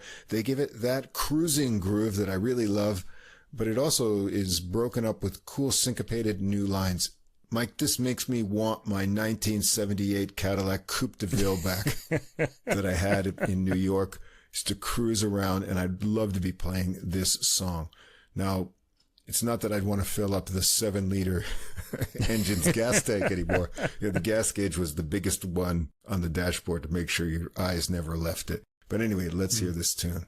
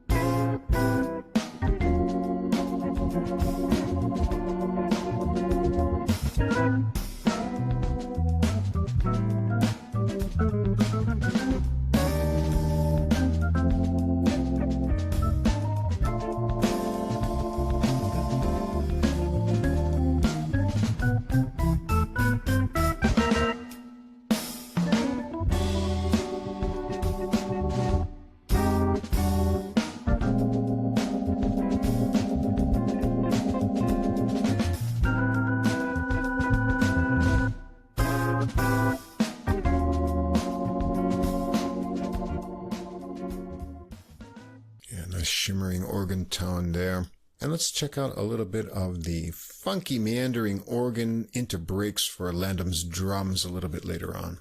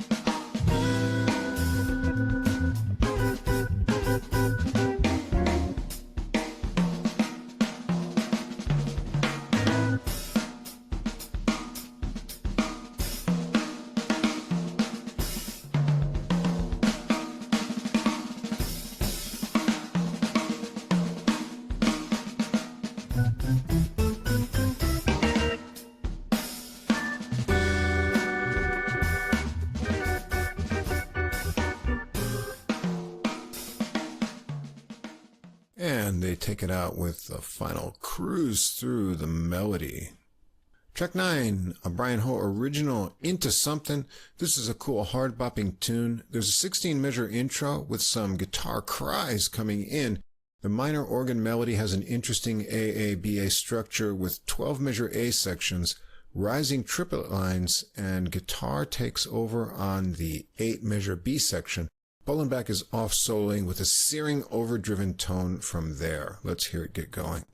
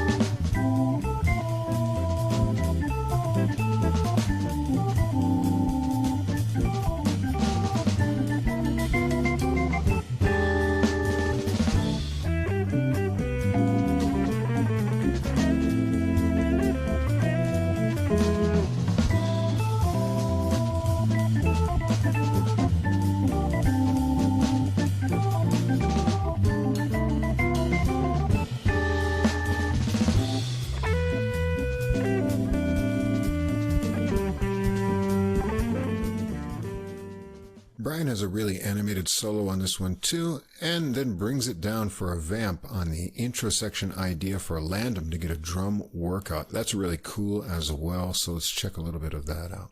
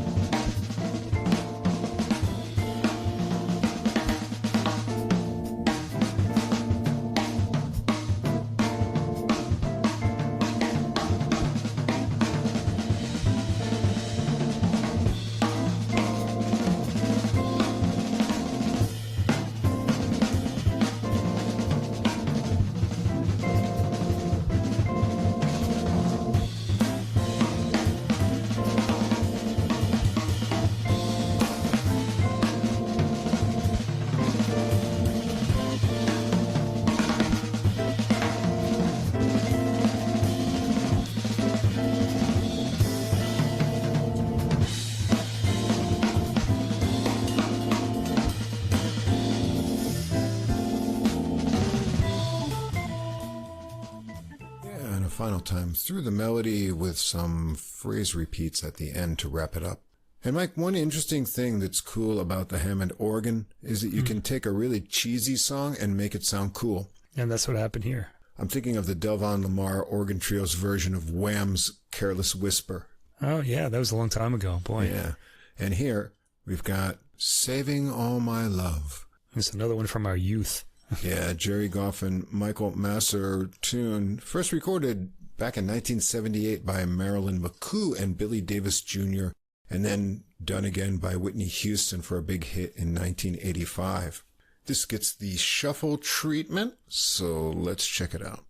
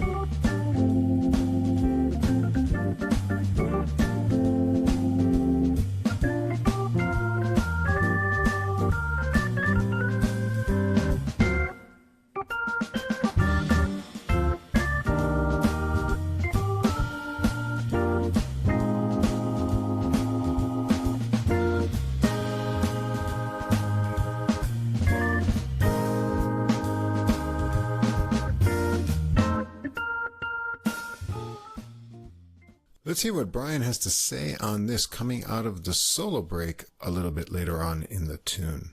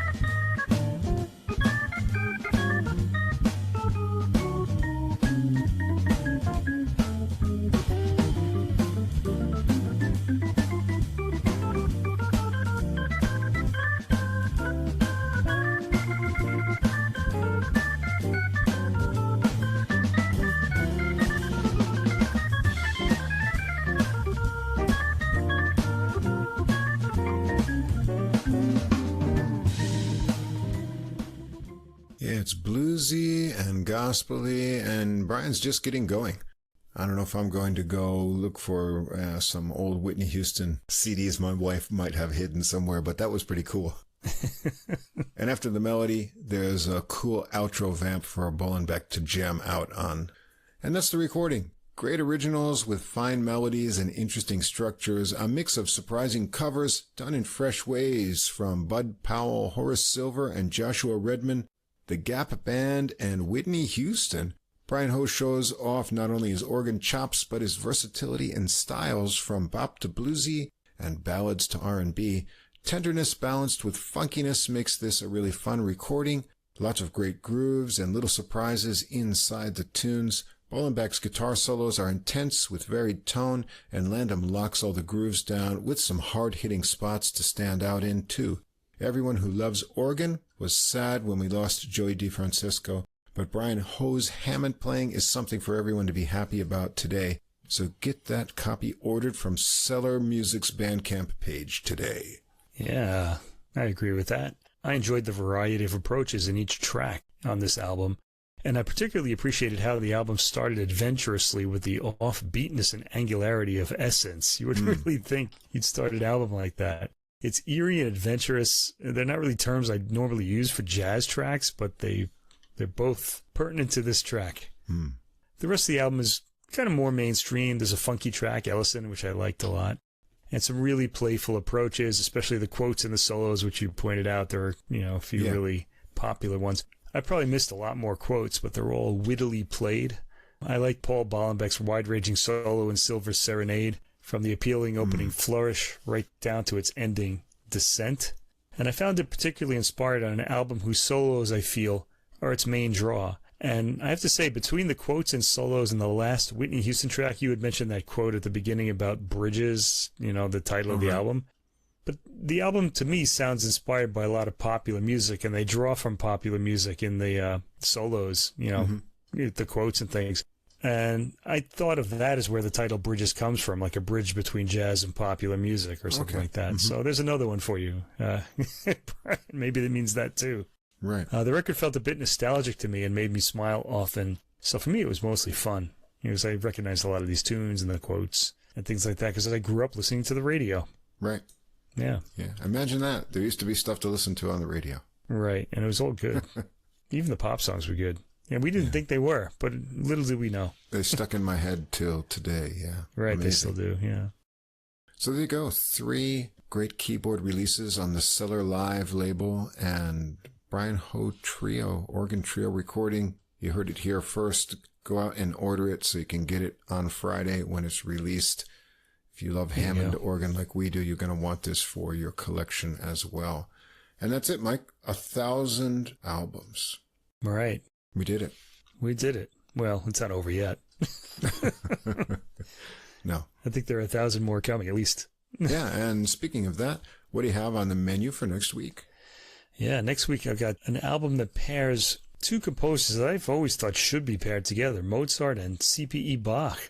Oh, nice. It's an album called Young and Foolish, which seems to be a really great title for this. I'm kind of curious to see what they have to say about that. Okay. We've got an album of horn trios by composers ranging from Mozart back in the 18th century to Ligeti in the 20th. Boy, it's going to be a lot of different styles. And next week's contemporary composer is Arto Koskinen. The album is called Fuga Indiana. Now, Indiana does not mean the state of Indiana where the Hoosiers are. He means this is a fugue on Indian, like traditional Indian from India theme. So I'm really curious to hear this. It's a piano solo album. That's going to be interesting. I really don't know what this is going to sound like. I didn't sample it first, so okay. It sounds interesting. It's on the Alpha label, and they're pretty reliable, so we'll see. All right. On the jazz, we're going to start out in Italy over on the Emme label, which we've heard some really nice stuff from Gianluca Caporale Quartet, a saxophonist. Check that out first. Then we're going to come back to the U.S. for Louis Hayes' new recording, Art Form Revisited, on Savant. And then we'll go over to Crisscross Jazz, Misha Tsiganov, the pianist's new release. And we listened to his last one and liked it, so we'll see what's going on with those 3 recordings coming up next week in episode 174. If you want to check them out as we're listening to them throughout the week, I'll have a playlist up on Deezer a few hours after this episode's released. You can find a link to that on our Facebook page. Thanks as always to Fast Signs of Staten Island for our glowing neon logo. And it's with great sadness that we say goodbye to the Same Difference, 2 Jazz Fans, 1 Jazz Standard podcast. We'll will have their promo at the end here. AJ and Johnny, we hope you come back someday, but you're certainly welcome on our show. We'll try to get you on for an episode before the end of the year. Download those episodes if you haven't heard them. Save them up. Yeah, before they disappear. Go there, download them, put them in a file somewhere. Any final words, Mike? Well, tomorrow I'm going to get up and I'm going to start on the next 1,000 albums. I'm really looking forward to it. Only the beginning. Yeah. So until next week, episode 174, keep listening, and we'll see you again next time. Same difference. 2 jazz fans, 1 jazz standard. A review of a single jazz standard through music, history, and stories. And this is AJ. And this is Johnny. If you are a jazz fan and you like jazz standards, bebop, show tunes, ballads, you name it. Yeah, we've got them here. We drop a new show on you every other week, and we take a standard and we listen to a few different versions of it. Same difference. Come join the fun. Looking forward to seeing you.